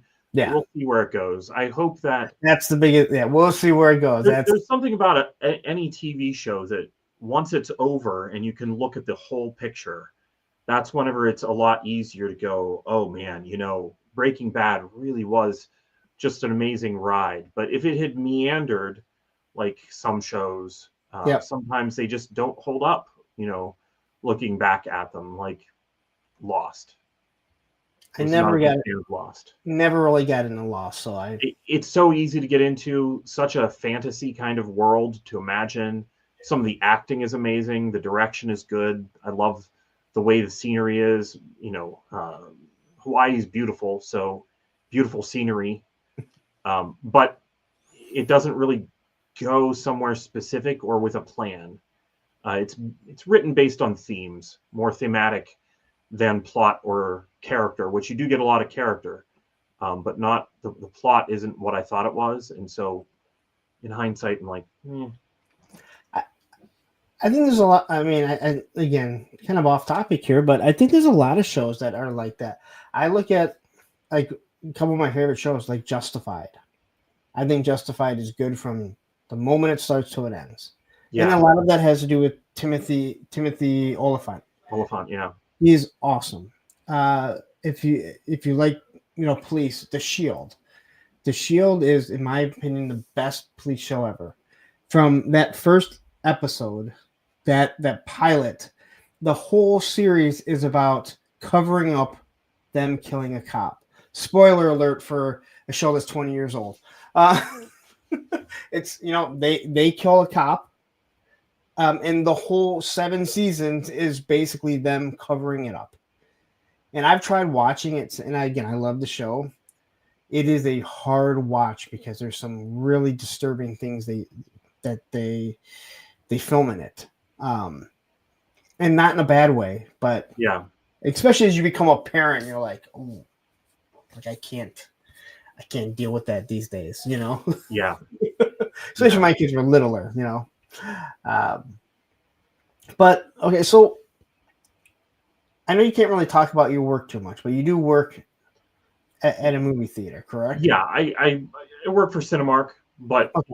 I don't talk about that a lot, just because it's not like any of the things that I say represent anything that the company would say, and it's not like I don't actually have any sort of inside information to give, and don't ever want to give off that impression. And I do like working there. So yeah, basically I have an experience that's fun of having held film, having spliced film together, and having the fun experience of there really is something like special to when we reran Jurassic Park in 2020, and I remember seeing this girl who was 11, maybe 12, walk out of it, and you could tell that it was like a almost an awakening of how cool a movie experience could be for a person. Like, she was like, that was the best movie I've ever seen. And it was like she saw a movie again for the first time. Like, everything was new for her again. And at the same time, like, this kid, who it didn't occur to me at the time that younger kids hadn't seen all the Marvel movies, that maybe could be new to kids again. But like these 2 boys walking out, and one of them was probably like 12, and then his younger brother was maybe 9, and they just watched one of the Marvel movies, and the 9-year-old was like really now into it, and the 12-year-old was like, you've missed all these other ones. So I get to enjoy that aspect of it, where you just see some people enjoying movies the same way that I did. No, and that's actually really cool, because my daughter and I, we've been watching Buffy the Vampire Slayer and Angel. Oh, I love it. And we just got to the episode where Buffy's mom dies. Oh, so impactful. And I was just talking about this. I found my mom dead on the couch. And again, my mom she had a heart attack. And you were 13, you said? 13. And I remember watching that episode for the first time, and I went, she's dead. Yeah. And I said in my head, because when I found my mom, she was in this awkward position that if you were sleeping, you would have just adjusted yourself. And I remember how she was laying, right? Yeah. And I was waiting to get to this episode with my daughter. And as we're going through, she goes, Buffy's mom dies? And I went, I go, don't read ahead. And she's like, I'm not. But as she's like hitting the next episode, like 4 down, it's giving you a description. It says Buffy and Dawn deal with their, and I'm like, man, again, it's 20 plus years old, so you can't be mad for spoilers. Right. But I'm like, you know, something like that was just it was so iconic, and now kind of spoiled for her. And we're watching them in a chronological order that this website told us between watching Buffy and Angel. Angel, yeah. It takes a long time. I'm It's sure a lot it of does, episodes. You know, so here it is, like, and she's not with me all the time. So she's here every other week, and we watch a good amount of episodes. Anyone that watches the stream knows how much I'll be like, sorry guys, I didn't jump on the stream because Olivia wanted to watch Buffy and Angel, and at first I wanted her to watch it, but then when she started being like really into it, when was that? Maybe season 2? The what? Jenny Calendar stories, like that. Whenever it gets into season 2, I think that's whenever the show really gets. Once Angel becomes Angelus is when it becomes good. Yeah, the Jenny Calendar stuff. Yep. Yeah, that's exactly where I was expecting. Yep. And when I wanted her to start watching it, we started watching it. That first season is a hard watch. Yeah. It's not that. I mean, like rewatching it, you're like, you know what's gonna come, but seeing where they were going and trying to get that chemistry together, it was like, I didn't think she's gonna want to watch it, but then she started bringing it up to me, and I wanted to get to, because I remember, I'm like, once he becomes Angelus, I remember it started like, that's when it. If you're not hooked, then you're probably not going to be hooked. Exactly. Yeah. And the funniest thing about it was, as we were, I fell asleep when he becomes, I want to say when he becomes Angelus, but it's what I wanted to watch. And I told her, I said, and I'm like, well, and she watched them, and I'm asleep, and I'm like, let's not go ahead. I'm like, I just want to rewatch it. What ended up happening was I never rewatched it, and she didn't want to watch it again. So she's like, well, let's watch Suits, because she wants to be a lawyer. We watched the whole series of Suits before I finally said, you know what, I know what happens. Let's just start finishing. Let's just continue, yeah. And now it's like, you know, we've watched a couple of Disney shows in between, but for the most part, it's like we are just. I'm like, I want to finish this before you go away to college in 2 years. Yeah.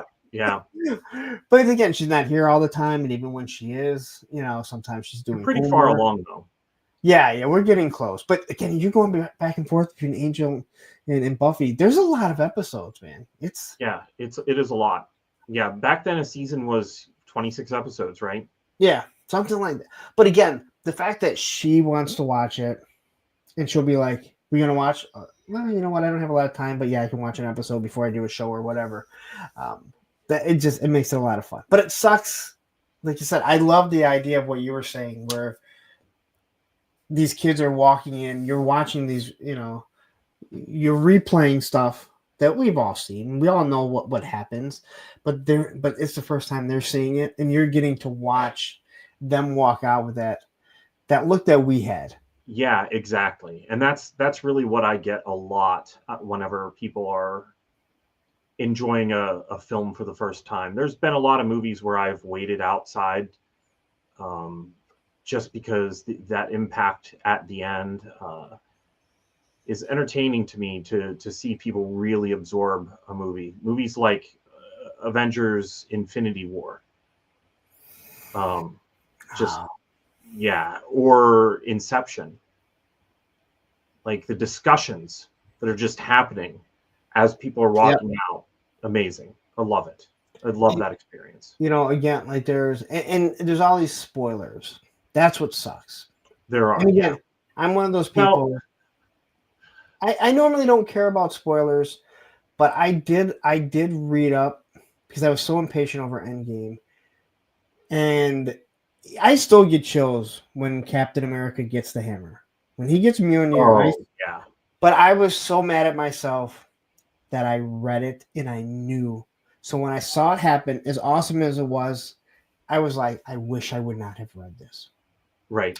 Spoiler alert. I'm sorry, I should have said spoiler alert. But Endgame's been out long enough. You should have seen it. Yeah.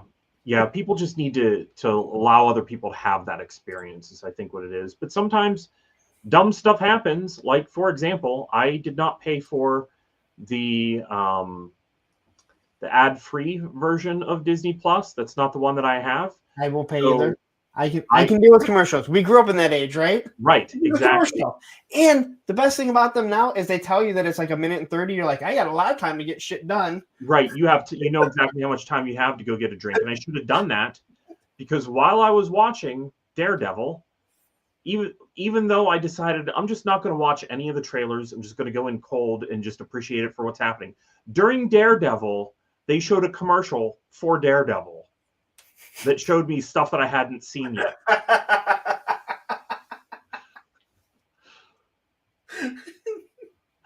That's wrong. Yeah, that's wrong. And why do you have to show me a commercial for something I'm watching right now? Like, isn't your AI smart enough to know not to do that? Right. I don't know. I mean, they don't need to promote it. Guess what? I'm going to watch it. I am right now. But again, I think, we know movies. I don't want to say it's dying because I think people are always going to go to the movies. There are some movies that need to be seen on the big screen. Absolutely. Top Gun Maverick was one of them. Yeah. And I don't care if you don't like Tom Cruise or not. Right. That movie needed to be seen. So Olivia needed, like, for extra credit, there was like certain history movies that she could see. One was Gladiator 2. I don't know how that fits in the history, but whatever. Yeah. But then there was another one that it was about this espionage back in World War II. And it's like, they tell you at the beginning, this is meant to be seen on the big screen. And I remember watching it and I was like, okay, it was a good story because it was true. But this is not something that I needed to see on the big screen. This was something on a Sunday when it's on, and I'm like, oh, well, okay, this is kind of interesting, all this guy did. But I didn't need to see it on the big screen. There were no special effects. There was nothing, no fast pace, nothing. It was the story about the rise of Hitler and how he did it through the church. Okay. And I forget. I know what movie you're talking about, but I can't remember. Bonhoeffer. Yeah. Yes. Okay. Interesting story. Yeah. I could have watched that on my TV on my couch. I didn't need to see that. It got her extra credit. She was aggravated because there were some guys, probably my age, and they were just rude about things watching it. And it's like, shut up. Yeah. But it's like, I didn't need to see this. Don't give me this thing that I need to see this on the big screen. I did it. Top Gun, yes. I think sometimes some of the movies that I've enjoyed on the big screen in the past have been ones that have surprised me. I don't always think it has to be the big special effects thing. There's been some of them, especially old comedy movies. There's been some comedies that I think I wouldn't have enjoyed as much if I hadn't been watching them in the crowd that I was watching them in. Because, laughter is contagious. And if somebody's really enjoying something, I don't know. It's just you're in the experience, and that's what I enjoy. When I first started dating my kid's mother, me, and my best friend at the time, we went and saw Anchorman. And as much as she'll say she loves the movie now or laughs at it, she didn't think it was funny. Okay. Yet I remember having tears in my eyes. Yeah. When they're calling from the office, they're calling Veronica Cornerstone, and she's like, I can see you guys. I had tears in my eyes because it was so stupidly funny. Yeah, that's another one that, in my opinion, is good for the experience of seeing in a big crowd. No, and you're right. Like, I never really thought about that, but you're right. Like, that contagiousness of people laughing. Just like, do you have MJR where you're at? I don't know what that is. It's a movie theater. No. So at MJR at the beginning, they play this little, their little clip before all the movies. But there's a part where there's two different parts where they get to like the jingle that everyone claps. And if there's a lot of people in there, the first one usually there's half the people that will clap, but the second time almost the whole place does it. Oh wow. Just because, and it's stupid because every time I see it, they're showing like clips of all the movies, and every time they show the Avengers from Infinity Wars, I'm like, that clip's not in it because the Hulk isn't in it. Because they still have the Hulk running. He's not in he's not in the Hulkbusters. They said I think they said that was done just for the tone of the movie, that was done just for the trailer, right? Yeah, they did it to so people would think that he was in it because they didn't want spoilers for it. Yeah, but then there was also like the scene that must have been created where he breaks out of the armor, because like there was the Lego set for it, and there's been other licensed stuff that licensees probably were shown that. And it'd be a weird thing to make your licensees think that this scene happens and then cut it. And I think there's something in the behind the scenes stuff on that. So Viper Scout, I did not about Mary. Yeah, so that's another good one. I didn't want to see something about Mary. I didn't care about it. I saw it years later. And that's one of those movies that I regret not seeing in the movie theater. Yeah.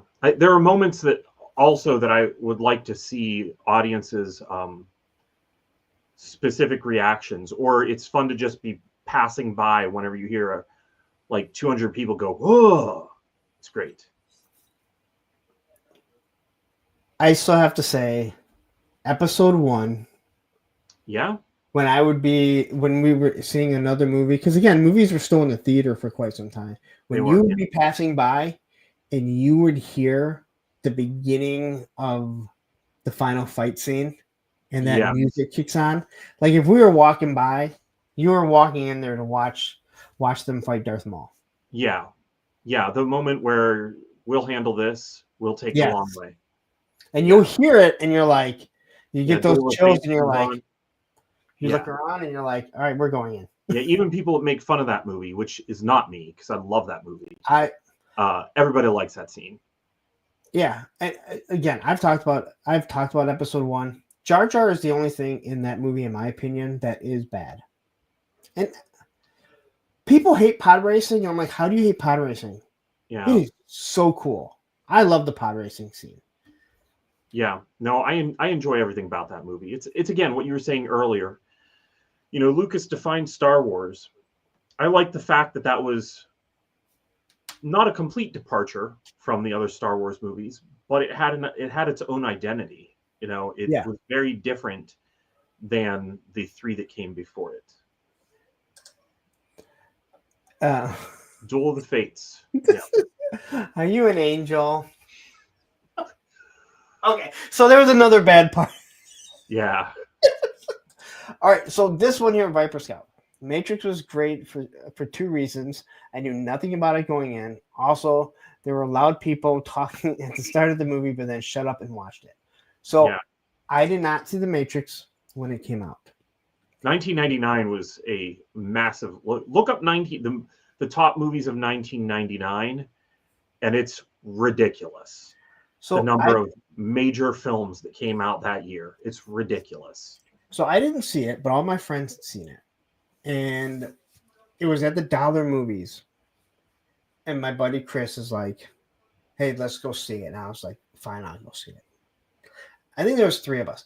It was standing room only at the Dollar Theater. Now, this is where the movies have been out. And I remember watching it going, holy shit, that was awesome. Yeah. Did you see Dark City by any chance? Have you ever seen the movie Dark City, if you're a fan of the Matrix? I cannot say I have. Yeah. The Matrix, for me, is a lot like a bigger budget Dark City. Stars Rufus Sewell, and it has Jennifer Connelly in it. And you'll find a lot of scenes as well as the setting to be very similar if you watch it.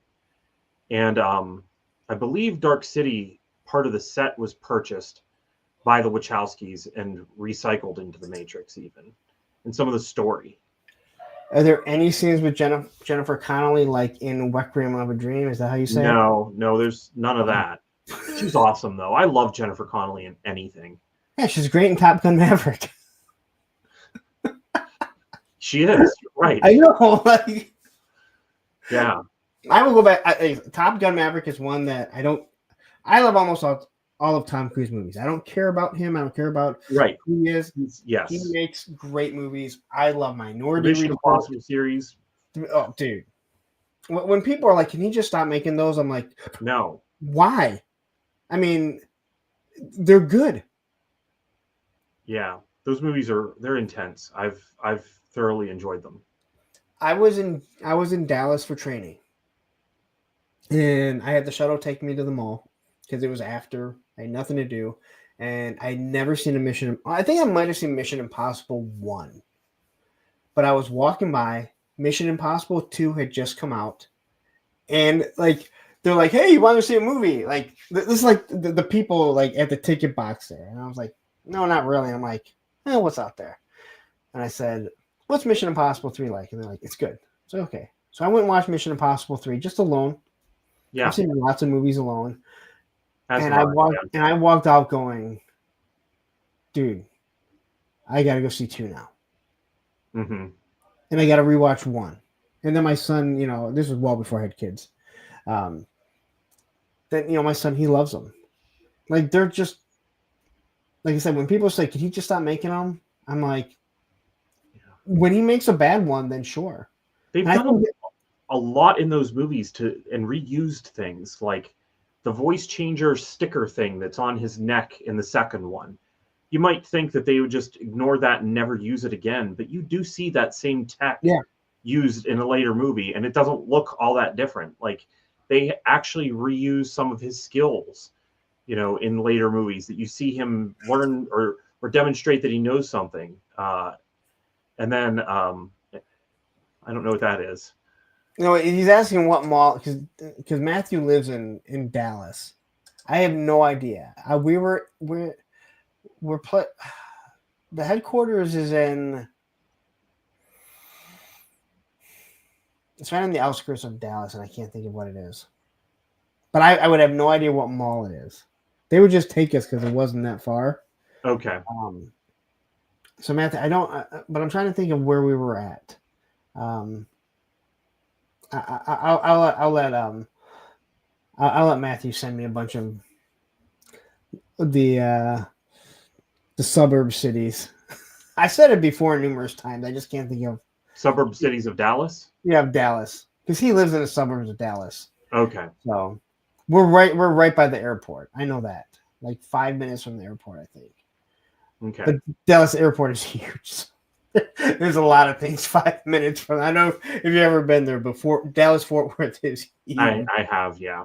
Yeah, yeah. But no, I love, like, I've just we still see almost all the Marvel movies. I know my daughter is like, she's like, we are going to see Stitch, right? I'm like, you want to see Lilo and Stitch? That's fine. I know that's her thing.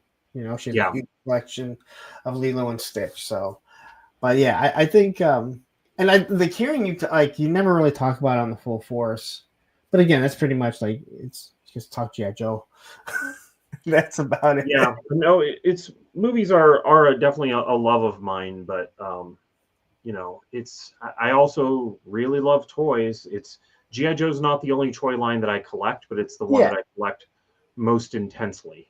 So let me ask you, and I want to ask you, so what other, because you don't really do anything on YouTube, but I do want to talk, because you do have a channel. Yes. Articulated Points, correct? Yes. All right, so we're going to talk about that, but what toy lines do you collect other than G.I. Joe? And with the G.I. Joe, like, what do you collect? Because you said you told me earlier that you're not big into, like, the classified scale, 6-inch, like 1/12 scale. Right. I think the classified is, it's fine. It's appealing. I'm surprised and also happy for how well it has gone over. Before it launched, I thought, well, G.I. Joe has maybe 2 years in it for a 6-inch line, and then it'll be done. That's what I thought. And clearly that's you were wrong. You were wrong. I was very wrong.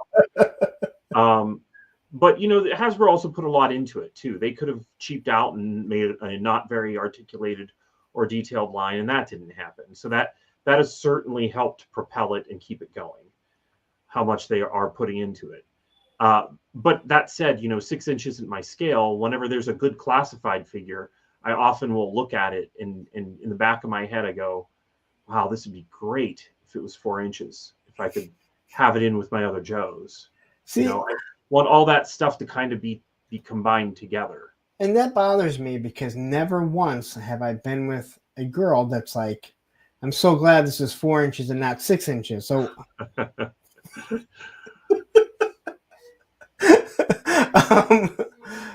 but again, I love the fact that you can look at something you don't really collect and appreciate it and say, wow, this is cool for the people that like it. Yeah, but my collecting of G.I. Joe did turn into a lot of online activity, and that became a large part of my hobby. Sometime around the time that I was finishing up my domestic collection, I started purchasing foreign, foreign to me, international G.I. Joes. Yeah. So I've collected a lot of the stuff that came out in Brazil. I think that I have everything that came out in Europe as far as a loose collection of figures goes. And then I got into pre-production pretty heavily. Now, in your collection, you said you have all the figures. Yes. Do you have all the weapons too? Are they complete figures? Yeah, they're complete figures. What about file cards? No. Okay. Nope. I don't think the file cards are necessary for a complete figure, but I wish that I had them. They're one of those things that I'm with you. Oh, thank you. Yeah, articulated points. That's I guess I should say what I'm currently doing and what I've done in the past. Yeah, because Matthew says I'm sub with notifications, but never see it in my feed. Isn't that the truth? That a lot of times stuff just doesn't come up. I don't know how many times I had to keep on adding and actively going to the full force before that would be in my feed. And you know how active he is. Like, I don't understand why YouTube. Does he do lives? I hardly ever see anything about. Right. Yeah. Wait a minute. I think he just went live again. Like, he's gone live like 3 times during this episode. Probably. Yeah. But I could not get. Sometimes I can't get YouTube to show me the stuff that I want to see. I almost sometimes feel like if you visit the same thing multiple times, they're not so worried about me seeking that out. And so they're trying to push other stuff to me. I think that may be what happens. But yeah. I don't know, because there are channels that I still get that I am not sub to, that I do not like, that continue to push out. And I'm like, dude, I like G.I. Joe. I do not like Viper Island. Please stop sending me shit. I haven't had that one recommended in a while. I don't remember. And I get a lot of random stuff, even if I add something to the shopping list. Sometimes stuff will pop up in YouTube, and that's annoying. It's like, I don't want to watch a video about this, or cooking stuff. Like, if I need to learn, because I don't cook very well, so almost everything I cook for myself is preceded by a YouTube video, and then YouTube thinks that I just like watching cooking, which is not the case. But yeah, my current things that I do are articulated points with Philip. Yep. And that we try to put out a video every month. We consider ourselves a G.I. Joe channel, but we did start during a time where there really wasn't any new G.I. Joe happening. And so we have our other interests in there as well. And then also, most of the people here have probably seen me on the Full Force, I would think. That's also one of my current things, is I'm on the Full Force Weekly. And also what's it called? Part of what? What's it called? The Full Force Weekly. Yeah, that's what it is. It's not just I love when you get stumped on. What? I love when you get stumped on it, or say it wrong. Say it wrong. There was the one week that was epic that Chris and I still laugh about, where I had left. He's like, we'll meet up before the thing starts, before we actually go live, and then we talk. And then he clicks the thing to go live that starts with a video. And then the end of the video is him on the video saying, "What is it, Pat?" And somehow, after he went live, I accidentally closed out of the browser entirely. And I reopened the browser, rejoined, and he added me back in just in time for me to hear him go, "Is it, Pat?" And I said, it's a Full Force Weekly, just like that. And we both started erupting in laughter. I wish I knew what episode that was so I could rewatch it. But yeah, that was a lot of fun that week. I almost totally messed up the show. No, you guys have a really good chemistry. And It's again, fun. Chris, He's a nice guy. again, there are different types of channels. He's sometimes one of those overly joyous, overly joyous. He does not like the negativity. And there's nothing wrong with that. Yeah. He's not a reviewer. If you're a reviewer Right. and you never say anything negative, and again, it's not negative. Yeah. If you're not objective and you call yourself a reviewer, I don't think you're going to be a very good reviewer. But he doesn't say that. He's just like, I like the toys. I like this stuff. And Yeah, I'm he'll sorry. do unboxings, but it's not like he's trying to critique anything whenever he's doing that. Exactly. And he is very genuinely excited about all of the figures that are coming out. Like he's very genuine. Like that's Oh yeah, I can tell. he's excited. He's kind of just pulling me along for as far as the Full Force goes because he does so much work. I feel appreciative that I can be on there with him in a weekly capacity. I'm very lucky for that. And I think it's great that he always likes to include you in the code names because I know you're really into code names. Yeah, those part of the fun for me of collecting GI Joe is remembering what was going to come out, what was supposed to come out, what got pushed, and the code names have just caused me to not be able to enjoy GI Joe that way anymore. So you want to hear something funny about code names? Sure. I don't remember if Lenny talked about this on stream with me or if we talked about it backstage. But he said we learned early on that you can't use certain code names like Tarantula, Scorpion, because Customs thinks they're tarantulas. Oh. And he said we had a huge delay in certain figures because it went through They're Customs. named after bugs. Mayfly. Yeah. And so he's like, that's why you'll see a lot, like we no longer do that. Interesting. So wait, there's boxes and it says tarantula, and he's like, yeah, no, I don't want to get into it, but yeah. And I think tarantula was, I think tarantula, maybe somewhere, I thought it was Storm Shadow. That's what I was going to say. I think it was Storm Shadow. Yeah.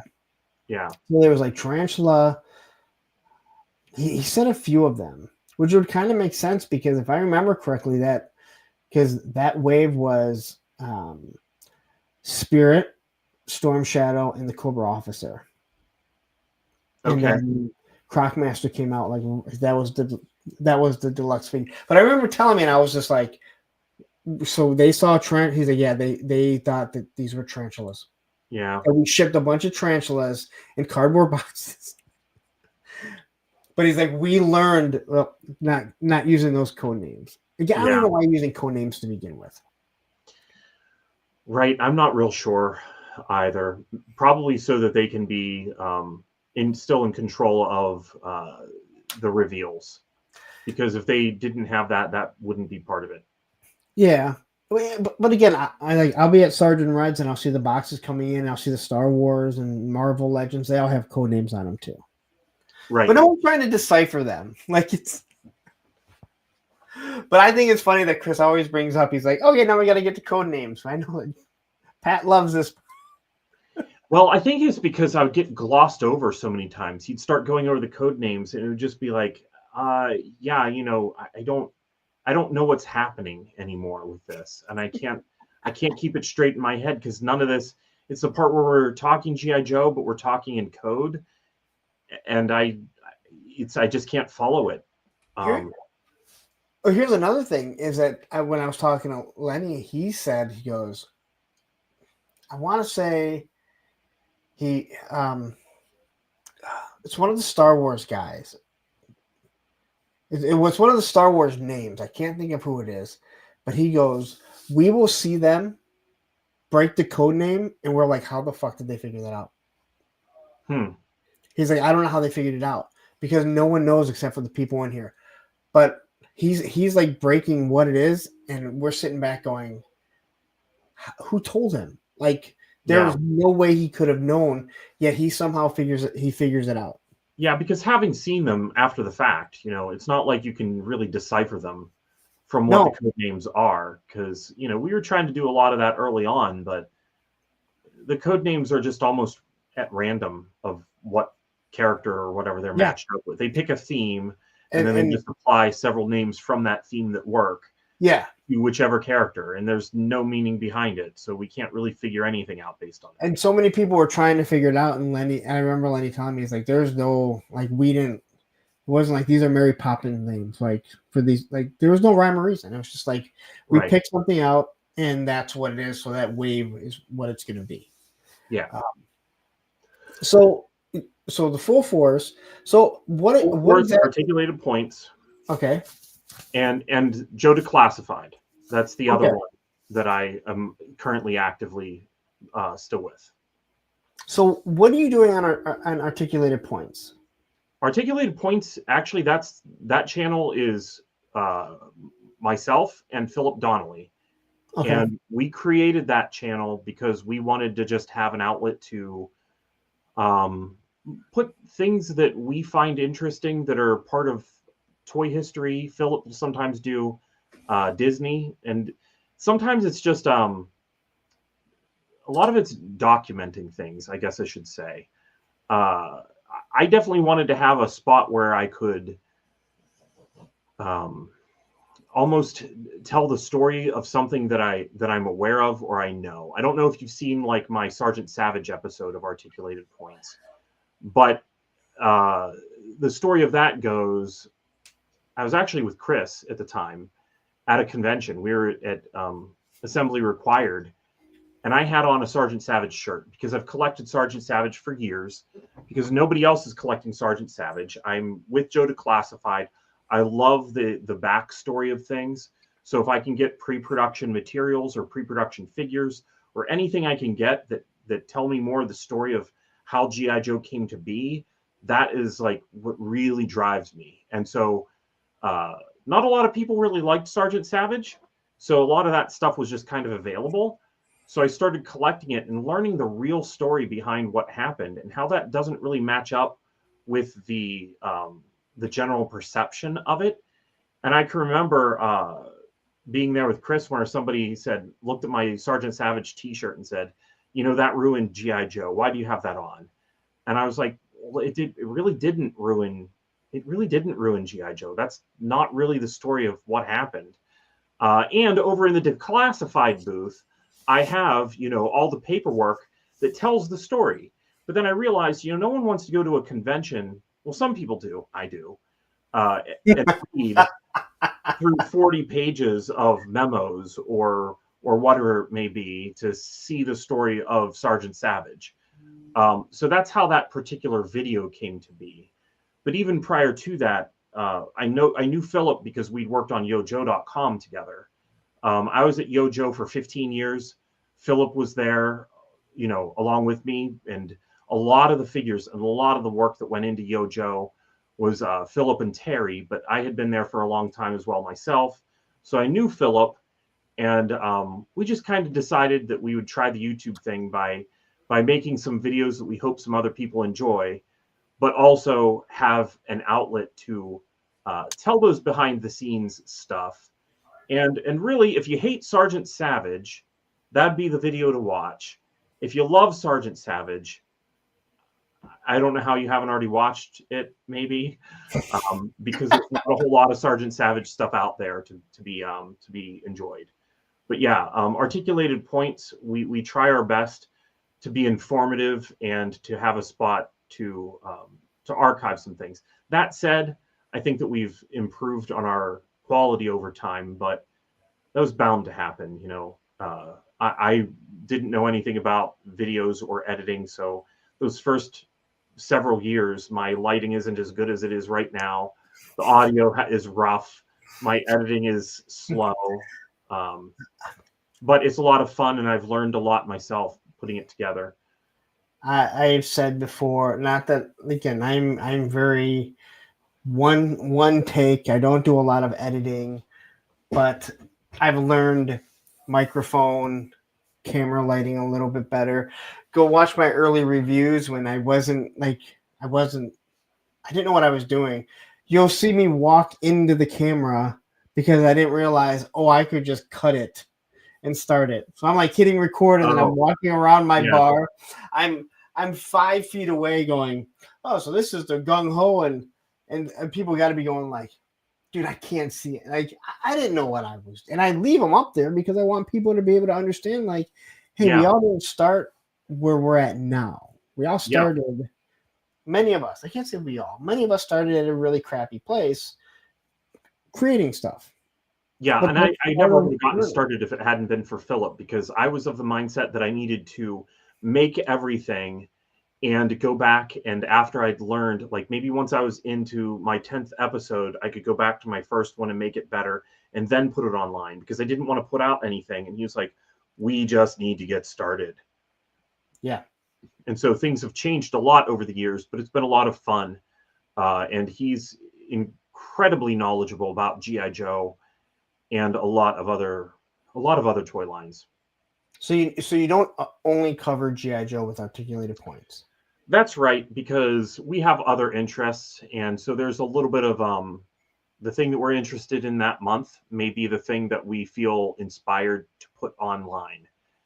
And there's just other toy lines that I've loved. Like I got probably the most recent one that went up was Philip talking about early Transformers, and I had done one on Transformers at one point. Well, not Transformers proper, it was Chronoform, because I got a catalog and I found a character that wasn't talked about, and it's like, how is this Transformers character in this catalog, and it was not produced, and if you do a search for it, it wasn't online, it wasn't on the TF wiki.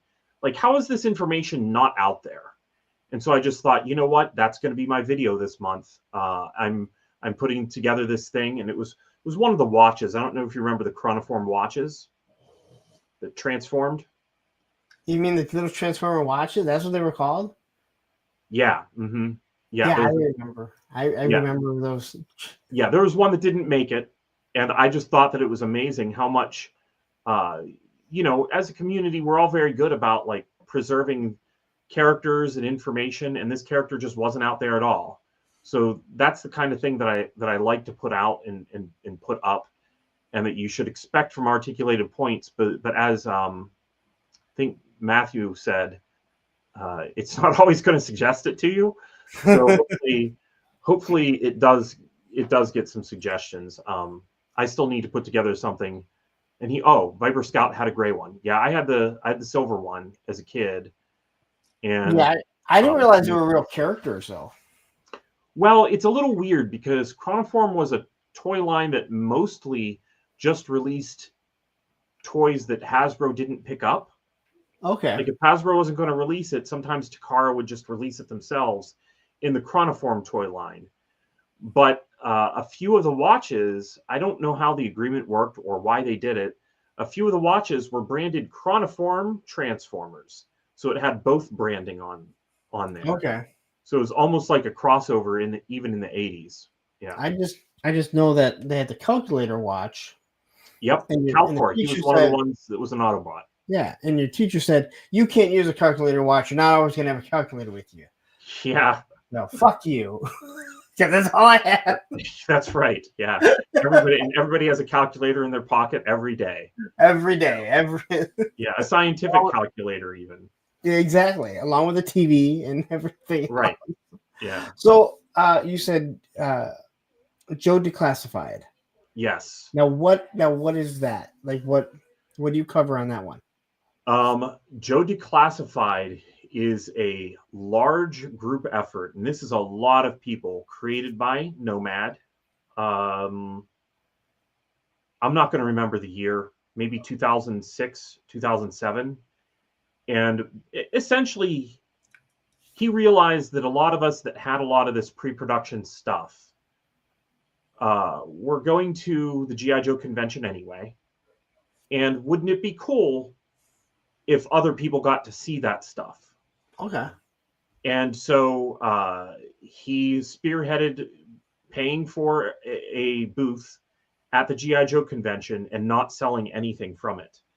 Instead, we set up, and it's an open invitation. If you have something else that you think that the community should see that's rare, stop by, and that would be cool if you'd let it be on display at the Declassified booth, because that's the idea. It's at Joe Fest now every year. We set up at Joe Fest, we set up at Assembly Required, and we bring stuff that is stuff that you just generally don't see. It's people tend to think of it as being just the pre-production stuff, but it's not just that. It's also international, which he would be very, very inclined to mention, because that's one of his focuses. Is a collection of international vehicles is amazing. But also variations, anything that is lesser known information about GI Joe, we just want to make available easily to everybody. And one of the people who organizes the setup of those booths is Chris Murray, and we just had him on. It was actually done in conjunction with Assembly Required and Joe Declassified. We had him on Articulated Points, and I think we did a 4-part one on Eco Warriors. And I'll say kind of the same thing I did for Sergeant Savage. If you don't like Eco Warriors, you may want to watch that video, because it's still a fun watch. I think there's a lot of information in there that really just kind of tells the story of it. And for me, as we are putting together a lot of these videos and stories, I do learn more, and that's where it becomes fun. So was I part of the Declassified audio podcast with Gary Goggles? Yes, that was me talking about Nanobat on the thing with Gary Goggles. Yeah, Nanobat was one that I found. I actually had, I've known Gary. I knew Gary for a long time, and I knew him prior to the Declassified podcast happening. As a matter of fact, probably the first time I met him in person, he sat me down and he wanted to make a podcast together. And I remember him showing up to JoeCon, and Gary, man, he was a studious person. I still miss him, but whenever he first got into GI Joe, I guess he told me later that he was digging through a lot of old threads to learn. And we showed up to JoeCon in 2009, maybe. And I'm standing there in line waiting, and I hear him say, whenever I'm at this convention, I need to meet 2 people. I need to meet Patrick Stewart, and I need to meet Chris Murray. And I thought, why does he want to meet me? You know what I mean? Did he mean Sir Patrick Stewart? Yeah, that's probably what he meant. But it was fun meeting him, and it was, I don't know, I felt a little bit better about myself. He definitely gave me a boost of self-esteem. But sometimes I need, because he enjoyed some of the old posts that I had made that were informative on the forums.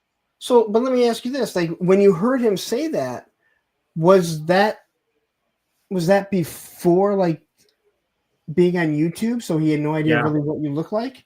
That's correct. He didn't overhear something. It's not like somebody coming up behind me going, "I just really need to meet that punk with toys," knowing exactly what I exactly what I look like. Yeah, no, I wasn't. I was not on. I was not on Facebook. Awesome. I was not on Facebook. I was not on YouTube. No, he was there, and it was his intention to meet me while he was there. We sat down and we talked for a long time. Yeah, that is awesome. Yeah, he was really nice. But yeah, I was on those things. I remember finding Nanobat for the first time, and he was super excited. I was excited.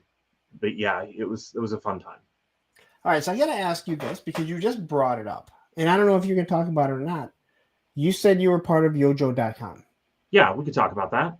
What happened to Yojo.com? Because I'm not going to lie, clearly 3D Joe's, I think, is probably the top site to go to for O-ring stuff. Yeah. But it was Yojo.com for the longest time. I had the little membership so I could track everything. What happened to it? It got sold. Yeah, it got sold to Vertical Scope. So if you go back really far in the history of, and I don't know how much I'm going to be saying that maybe I shouldn't, but I was never employed there. I was just a volunteer for 15 years, as many of us were. Many years ago, if you were a G.I. Joe fan back in the Usenet days, and Yojo was relatively new, say maybe I'm going back maybe to 2002 here. Yojo would be up at the beginning of every month, and then its bandwidth would be spent. And at the end of the month, you couldn't access Yojo anymore. Oh yeah, those days were. Yeah, those days where a website could have so much traffic and then it would get cut off without further payments to the service provider. Yeah. Right. So Yojo did have to go through a process of finding advertisement and including advertisement in the web page. People frown upon advertising on websites, but it really was true. You have to make money. It did have to start making money in order to rationalize having this much space on a server with this much traffic happening. It had to happen. And after that happened, then it becomes monetized, and it traded hands a few times, and eventually now, the previous owner was somebody who did want the archive to flourish, but I don't think that the current owners are interested in that. Their interest is in the forums, strangely. Yes, I know that may sound crazy, but their interest is in the forums portion of Yojo. And do people it just hasn't done anything. No. I didn't think so. No. So, I mean, maybe there might be some new posts there. I don't know if I'm still a moderator, but I'm not moderating. MCR wants to know if Riker was a good number one. He was, yes. Every time he stepped over those chairs. Did he ever sleep with someone that you were planning on trying to have a relationship? Not that I'm aware of. That guy was a man whore, right behind Kirk. And the fact that he knows it and loves it is awesome. I think Jonathan Frakes is awesome. He is awesome. So much of that cast is so good. I love that show. Oh yeah, and then that just went over to Gargoyles. Mm-hmm. And then Neca killed the Gargoyles. Let me start on that one. There, I'm waiting for these Gargoyles, and it's like, all right, it's been like almost 2 years. I guess we're not coming out with them, right? Right. Yeah, it's over. Yeah. Very, very disappointing that, especially when Neca just throws out things out of nowhere. It's like, really, you just can't give us at least those last 3 Gargoyles that you showed off to everyone? Yeah, I didn't collect those. I remember seeing them go to clearance, and that's a sign, So Yojo, like, cause I loved it, and I still will go. Yeah. I still go there to just. Yeah, and I'm currently, Carson's amazing. He's what an incredibly huge benefit we have in the community to have him out there just doing the things that he has. And he's opened doors for me personally, and helped me, but he's helped so many of us, and I would love to find more time to help him build out sections of 3D Joes, like the 2000s era Joes still aren't on there. I just don't think that anybody's necessarily adding those. So there's still some utility to Yojo, and I still have a lot of fondness for the layout, personal attachment to the things that are in Yojo. But yeah, the future of anything being built, it's at 3D Joes. So I highly recommend 3D Joes, not only for the content, but for the fact that the people behind it are so good. Yeah, I think that's where everyone goes. Like if you need something O-ring related, or lore related, that's where you go. I mean, I still go to yojo.com. Mm-hmm. Like the figures are still there, and you can still find like what weapons or whatever. Yeah. And after a while, you know how it is. Once your collection gets to a certain point, you're like, I don't need to know. I already know who this weapon goes to or whatever. It's some of these later figures that maybe I pick something up and I'm like, what the hell is this? I found the section where you can go to like small guns, black, and you're like, oh, why did I not know about this before? The Hoobit. Yes. Boy, was that a pain, because that Okay. was done before there was any sort of database on the website. And every time an accessory got added, you actually had to manually add it to the Hoobit, which meant that, oh man, Yojo was HTML. It was a big undertaking, and Terry did a really good job of changing that so that it would be easier to update things. But there were still sections that didn't get added to that. Yeah. Viper Scott says Yojo still has the most complete archive. No, and again, I wish that was still active, like with news and stuff, because Yojo feel like 3D Joe's, and Carson has said, I don't want to have anything to do with classified. Like, I'm solely. Well, I don't think that he'd be against it. If somebody wanted to do that, I don't think that he doesn't want it on the website. It's just, all of us only have so much energy. And I haven't added stuff to 3D Joe's myself. Is that my energy for taking pictures of things and adding them? I guess that's a better way to put it. Joe, and now it's articulated points. So I guess that's a better way to put it. Is that he put so much energy into all of this. Yeah. That again, you look classified. We're at over 150 figures already. Yeah.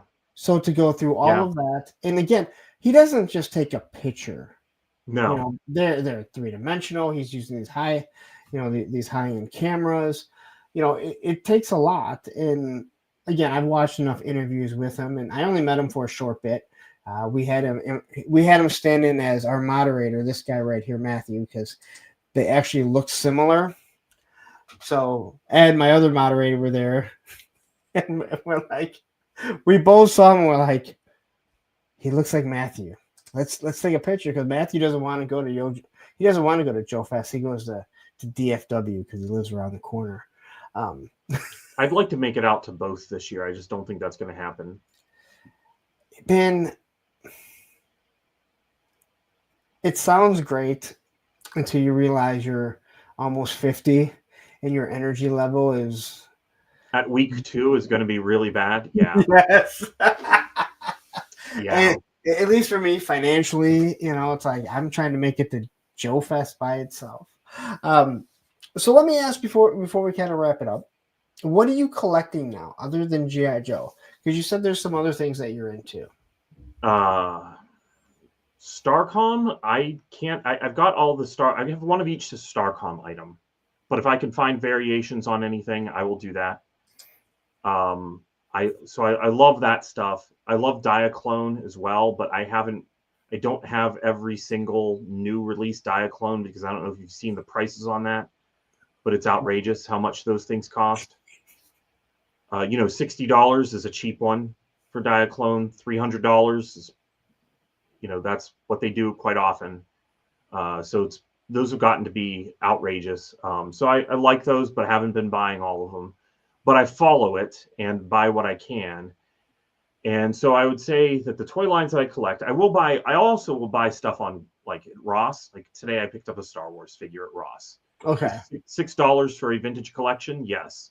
And I did back the HasLab for the Cantina because I've always wanted one of those. So I dabble a little bit in Star Wars. G.I. Joe, though, I'm still hunting down vintage variations. All right. And I am still trying to collect my Transformers Generation 1 collection from Europe and Japan. I have all the stuff from the United States. How do you have stuff displayed? Like I see in the back you have like, is that it? Like that's everything? It. Yeah, this display is not really indicative of the way that I keep my toys. This is more because of the fact that I have, a YouTube channel and I want to be on talking and explaining things, but I also don't want to be the only thing people are looking at during that time or have the option to look at. Yeah. So I think that having some toys that are interesting behind me makes a lot of sense for articulated points and for what I'm doing. and to represent a lot of different things and just give the show some flavor. So that's why this is behind me. It's behind me specifically for the YouTube stuff. Otherwise, this stuff would pretty much be organized in boxes. And a lot of it, to be honest, is stuff that I have two of. Because there's another one that is in a box somewhere. Well, I mean, you guys see what's behind me. You don't see the mess that's in front of me. Right. You don't see the mess that's over on the side over there. I mean, it's amazing what the camera picks up and also what it does not pick what up. It hides, yeah. Yes. There's a whole other room full of toys. That this is not the room where all the G.I. Joes and Transformers are. That's the next room over. We should have all that stuff out, or go sit in boxes. Yeah, it's seeing bins of toys behind me is not going to be fun. No, it's not. It's it's not. I like seeing the stuff out on display or even boxed toys. Is that as fun as, because there are some boxed Transformers and stuff, but it's just not as fun as seeing the actual stuff behind me. No, I have very few things in box. I like to play with the toys. I like to display them. Even though I'm not good at it, I like to take pictures with it. I've really enjoyed the little bit of stuff that I've learned how to do.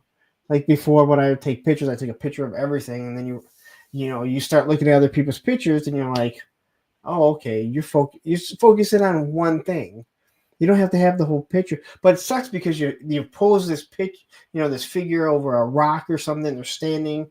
Yeah. You want to show that, but that's not how you're looking at it. You want it to be focused at it. So, but I've enjoyed all that type of stuff, and again, that's why I like to. I have Cobra Commander still sitting here. The vac metal, and I can't get rid of him because he has this little coffee mug that says "Go away." Where'd that come from? It was so Hella Dope Toys sent it to me. It came in the set with the arcade sets.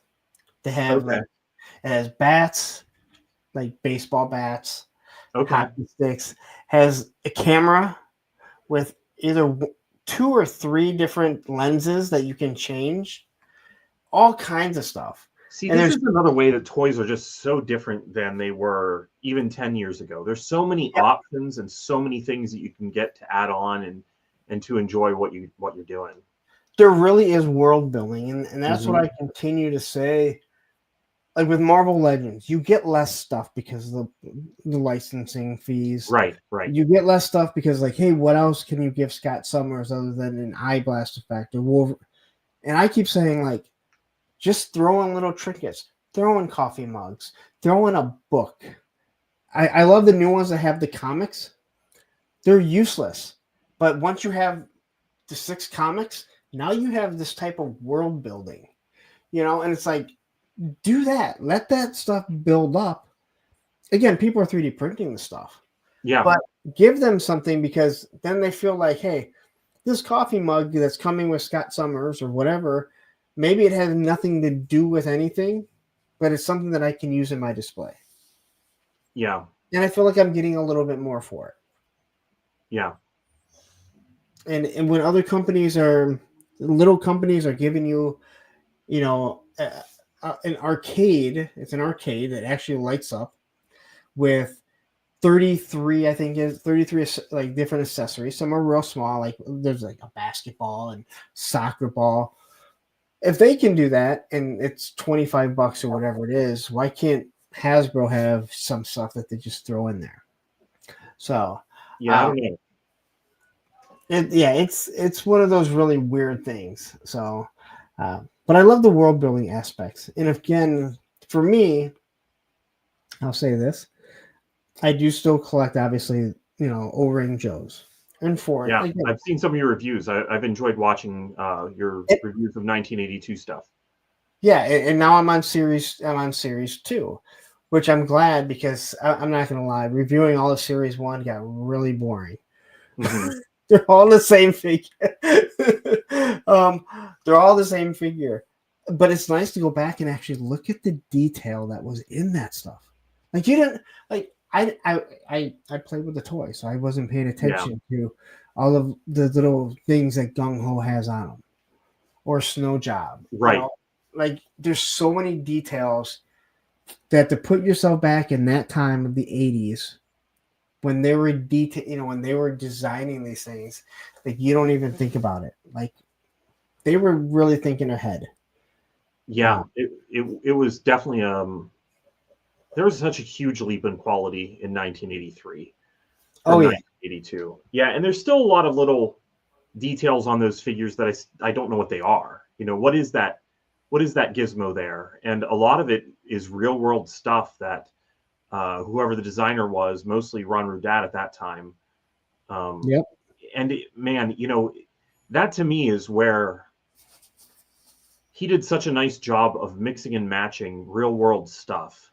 You know, a lot of it military, but not necessarily anybody in uniform, and a lot of like gadgets and you know, future tech, and just using it to create characters that felt very real because they had that groundedness to them that he had put in there. Yeah. And that's what I really appreciate for the Ron. What I feel is the Ron Rudat look to a figure. And then there were other great designers later as well. And even a lot of the newer stuff, where Lenny's redesigning it. Yeah. I've reached out to him. Like people are like, "What is this?" Or like on the vamp, right? On the vamp, it has the little piece that everyone thought was a gun. The original was a gun. But it's a camera, yeah. Was it a camera? I think it was a camera. Oh, see, I always thought it was a gun. So I reached out to Lenny and I said, "Hey, what is this piece?" Because people are arguing about it. And he said that the original one, he said, "I think the original one was supposed to be a gun, but we kind of thought it was dumb to have a gun right there. So we did it as it's an environmental sensor. So it's sensing the different types of, so, but that's just for the classified. And, you know, you put it out there and you tell people, and then you hear people go like, well, I still think it's a gun. I'm like, well, the designer said it's not. Yeah, you can be whatever you want. No See, I always thought that it was a thing to guide the gun. You know what I mean? So that you would point or look through things. Maybe I'm wrong. It's probably in the schematics. It's probably on. Yeah, it's probably on the blueprints. That's what it probably is. Which I know I don't have. Yeah. Which I know that I don't have. But you know, I asked Lenny a few different things, like, hey, what is this? You know, and again, it's not like I have extra access to Lenny. I just shoot him a message. He just knows who I am, and he knows like he can tell me certain things. And you know, there's a lot of things he'll be like, well, you know, don't say anything, but we're going to be doing this, or and it's nothing groundbreaking. But there's easy things like, hey, what is that on the back of the Retro Flint's backpack? And he said those are flares. Right. We searched out for it and we looked, and some people thought it was dynamite, but it didn't seem to make a lot of sense to have dynamite on your backpack. No, not any really. It doesn't. But you know, again, you know, you ask just a couple easy questions. Landing zone markers would make a lot of sense for Flint, wouldn't they? Yeah. Yeah. But I don't know if those are that shape. I don't really know. I don't know military stuff at all. I just like. No, I get a lot of stuff wrong too, and I've had people mad at me that I say something is wrong. You know, when I'm reviewing a figure, and I'm like, I'm reviewing a toy for the toy. I'm not reviewing this M16 compared to an M16. I'm looking at it as a toy. Yeah. And if you can't understand that, then I'm sorry, that's on you. But I'm not trying to find something accurate. Top Fun Toys, they do 3D printing stuff. He's a Marine. He's trying to make military accurate weapons to go for the Joes. Mm-hmm. So that would be different. But I'm not I'm not a gun aficionado. So when I look at the M16, when I look at this M16, I know people are really, you know, mad about like the stock on this M16.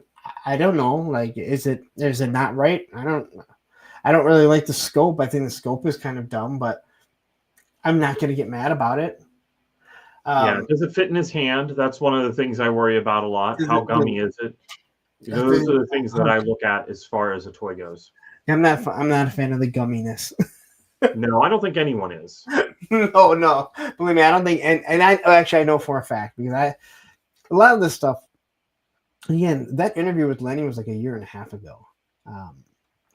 We talked about a lot of stuff backstage, and the whole gumminess. That was he told me an issue fighting with the factory.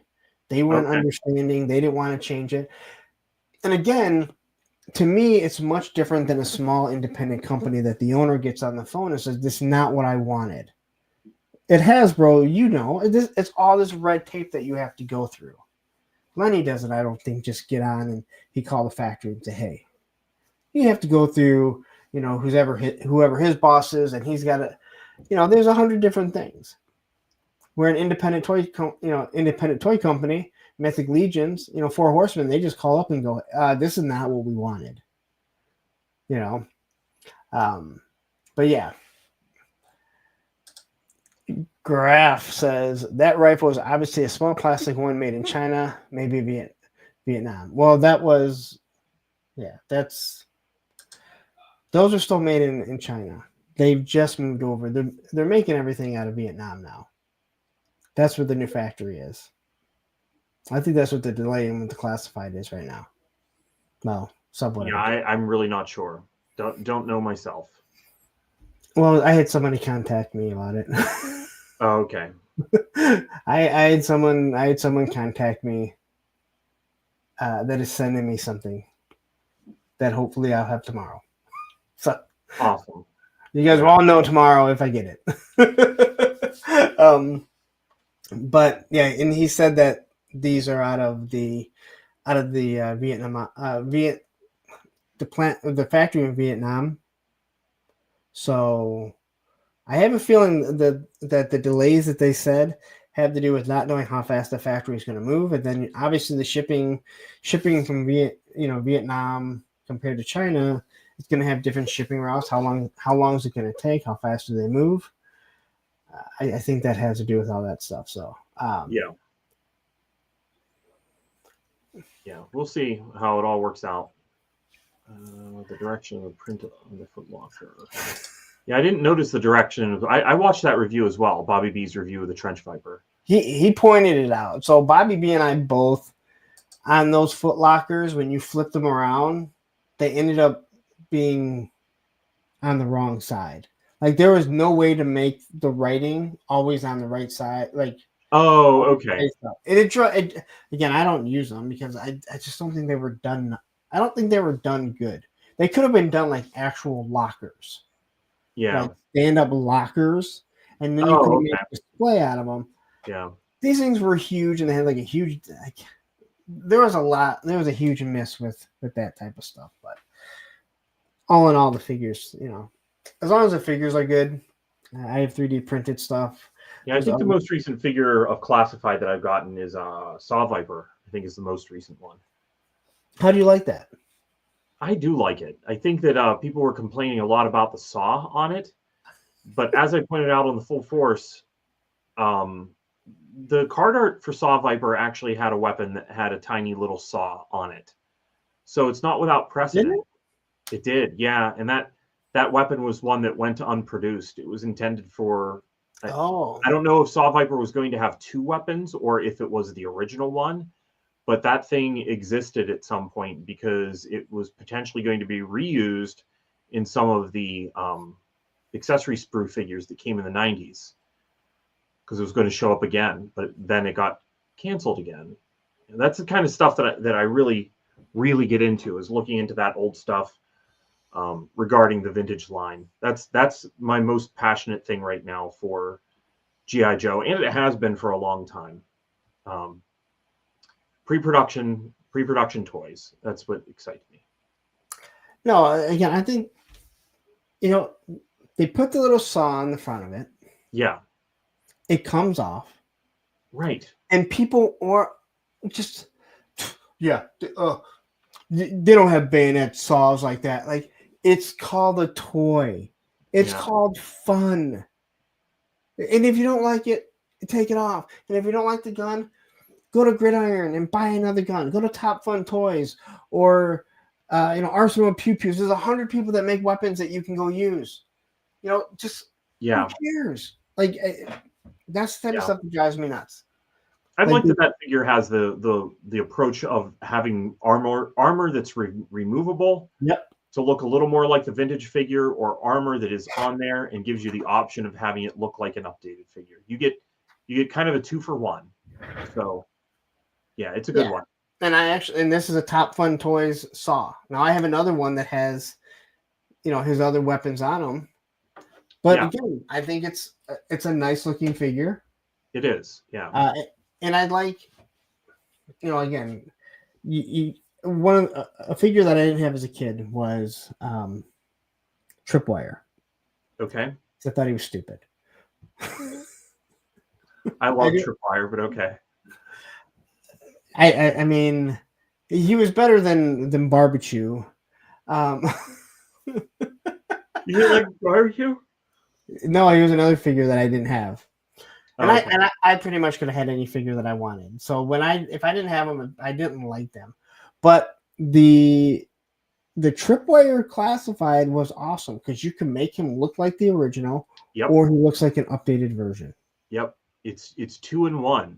You were all honestly getting that classified figure and that retro figure all in one go. Yeah, and again, if you have an extra figure, I actually have a Valaverse figure.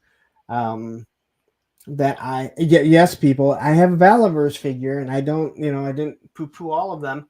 I put like the other accessories on it, so I have 2 bomb disposal figures. Right. Yeah, and that's crazy how much you were getting in there that you could make it into, 1.5 figures. You need another figure to finish it out, but yeah, it's that there was a lot of value in that set. That was definitely one that I picked up, and I also like it whenever the classified line makes sense of some old idea or adds more to the character or lore. So Apsara was really cool. Yeah. And that's a real thing that they train rats. It is. Bombing. But at a scale of like 4 inches, I think we still could have gotten a rat. To be honest, I think that the vintage G.I. Joe line still could have had a rat in it. It just wouldn't have had quite the same impact as it does at the 6-inch scale.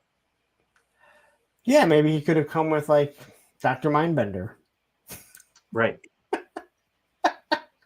Well, it's been 3 hours and 40 minutes. You're starting to yawn. I can see it. Yeah, that happens usually around this time of night. Again, it goes by so quickly. It does go by fast. Almost everyone that I've talked to said the same thing. It goes by super quickly because it's a conversation. I'm not grilling people with like. Rachel said the same thing that I was just thinking. The Defiant had a rat. It did. It?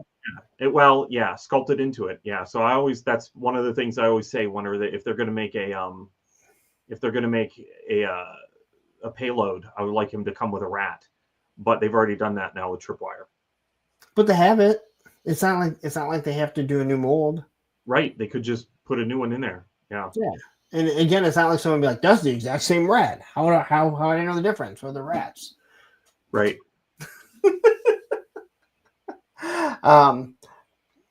Wait, Clint Jorgensen says, obviously Hasbro announced a new Quick Kick figure, then their stock price went up next day. I'm not a fan of Quick Kick at all. I do like an updated version though. I like the fact that he finally has shoes and a shirt. Now he can go into 7-Eleven and get a Slurpee. Before he wasn't allowed to. Pursuit of Cobra Quick Kick was pretty awesome. Do you remember that one? I don't. One? Oh, I'm sure I've seen it, but they kind of gave him it's almost Cobra Kai inspired, what he's wearing. And then the symbol on it is actually straight up from the Kung Fu grip symbol on the old 12-inch G.I. Joe. Okay. Almost like a perfect update to a Quick Kick. I love that figure. And that's what, I mean, I've talked to people. I want to see updated versions, and I want to see them create new characters. I want them just to say, you know what? Classified and the Energon universe are working together. Yeah. So you're going to see new characters from the Energon universe, whether we pull from designing something they did or something we designed something and they're going to use it. Just admit it. That's what drives me nuts. Like just say that, and then now you have the retro cards for the people that only want the vintage figures. And God knows there's a lot of them because they cry about it a lot. Gonna try not to get too into how the community can drive you crazy. But I'm gonna let you go. Okay. You've given me a lot of time, which I definitely appreciate it. I appreciate you having me on. It's been fun. And again, you gave us a lot of things, articulated points. I'm gonna put everything in the description. I totally forgot. I don't remember if I put articulated points and then Joe Declassified. I know I didn't put that in there. Yeah, and as I said, if you haven't watched like any articulated points, there's some fun ones that there's some of the earlier stuff has good information in it. It's just not if it was by me, I feel bad that the audio may be bad or the picture may be bad, but we learn. Do you ever watch Toy Connections? Yeah. So I'm pretty good friends with Ken. He is a not a control freak. He's very anal about things, and he looks back at a perfectionist. That's it. I don't know why I couldn't think of that. He says he looks back at some of his old stuff and it drives him nuts because of the audio and the sound. And I'm like, dude, people understand you were starting off. You're learning and you're trying to do something. I mean, I had a few things where I was doing, recently with where I'm rating all the G.I. Joe classified figures. I'm doing 20 at a time, right? And you can see the shadow of me walking around. And I was in the chat. They did a premiere, and I'm like, sorry about the shadow. And someone was like, don't apologize. Like you're spending your own time creating something. Don't be upset. Like, and I was like, well, I'm not really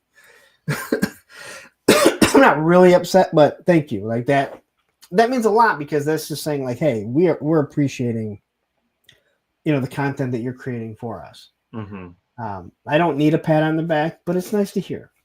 There's some people that need that pat on the back. I don't need it, but it is nice to hear when someone says, hey, we appreciate what you're doing. It is nice to hear. It's a little weird because I did want to just have like this archive for all the things that I want to be, all the things I want to shine a light on, all the unknown G.I. Joe stuff that I have access to. But at the same time, when you put that stuff out, if you don't hear anything back or there's crickets, it's like, man, why am I doing this? Then you just keep going because you enjoy it.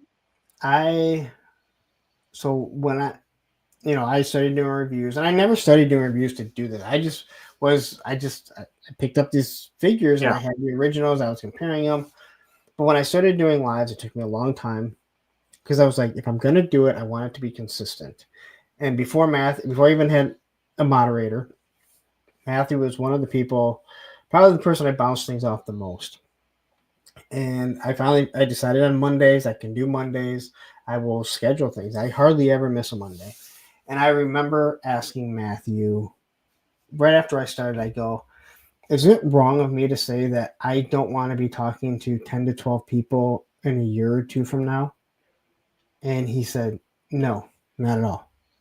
Because, everyone's like, well, I just do this for myself. I understand, but I want to reach. I want to talk to more people. Yeah. I want to create a bigger community and get to know more people. Yeah. And, but people don't want to admit that. Like, I want to be talking to more and more people. I'm sure Chris McLeod doesn't want to be talking the same 12 people every single time. You want that crowd to be growing, that audience that you're cultivating to constantly be growing. Yeah, I've met a lot of people also in the time of collecting G.I. Joe. A lot of good friends. Yeah. Again, like we talk about Joe Fest, and for me, Joe Fest, I don't have to buy anything there. No, yeah, no. I've actually gone to a big convention like that and not bought anything, which is crazy to think. But yeah, if you see me there, I'll probably be helping out at the toy department, which again is not mine. I didn't mention that one as one of the things I currently do because I'm just helping there. It's not like I'm not on staff or anything. But I love those guys, and they always have some crazy good stuff, and I just enjoy that aspect of things. And I don't know, most of the time I have enough GI Joes that I'm not really looking for anything either whenever I show up to a convention. That's kind of how I feel too. Now it's like there's things I have to complete in my original, and I'm trying to, as I know, like if a classified's coming out that I don't have it, I want to try and pick it up if possible, if it's in a reasonable price. You know, if it's twice as much as the classified, then I might not, because now you're talking about maybe $75 to do a review that might make me like $10. Right. You know, like I'll come back to it later. But when you kind of know things are coming, you can kind of look and be like, let's see if I can find this ahead of time. I found Naga Hide for like, I think $20 at Joe Fest. Yeah, that's the other thing, is having collected the GI Joe line. I can remember shopping flea markets, and I would bring, you know, rolls of quarters to buy my GI Joes because they never cost more than $1. Yeah. So that's how I built a lot of my GI Joe collection, was 50 cents at a time.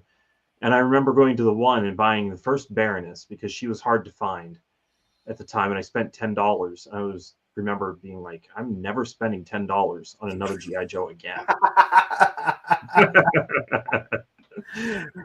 And you were wrong. I was very wrong, but that did last for a while. I managed to get, you know, Night Force at less than $1 a figure. Yeah, it was good. It was the old days. You do have to put you want to try and say, I don't want to spend more than this on something. But sometimes when you start looking at the price and you're like, well, I'm never going to get it for less than this. Yeah. And I maybe haven't bought a GI Joe in 6 months, you know, that's a vintage GI Joe. Yeah. It doesn't feel like it's habitual or happening all the time. Yeah. So, but anyway, thank you very much for joining me. I had a blast. If you're not catching him on the Full Force, it is almost every Saturday morning, but not always every Saturday. Sometimes Chris does it on Fridays, and I know sometimes you can't do it. Articulated Points, Joe Declassified. Check him out. I don't think you really do too much other social media. We talked about that earlier. That's right. Isn't the worst thing in the world. As we know, it can kind of be a cesspool. But anyway, Pat, thank you very much. We'll do some more stuff, and I'm looking forward to seeing you again and hanging out with you at Joe Fest. In a few months, yeah. Yeah, a few months. I can't believe it's almost here. Yep. So anyway, thank you guys all for tuning in and watching. I will be on Pop Blender tomorrow at 10:30 p.m. if you really want to hear more of me. I don't know why anyone would, but I've been on a lot this week. So, and are you going to be on the Full Force this Saturday? Do you know? That's the plan. Yes. All right. And Chris is probably going live again right now. So if you want to check Chris out, you can. He works hard. Look, there's a flashlight that's coming off of G.I. Joe. Let's do a live stream. A new code name. We figured it out. Anyway. Oh, yeah. Thank you guys for watching, and we'll see you real soon. Take care, guys.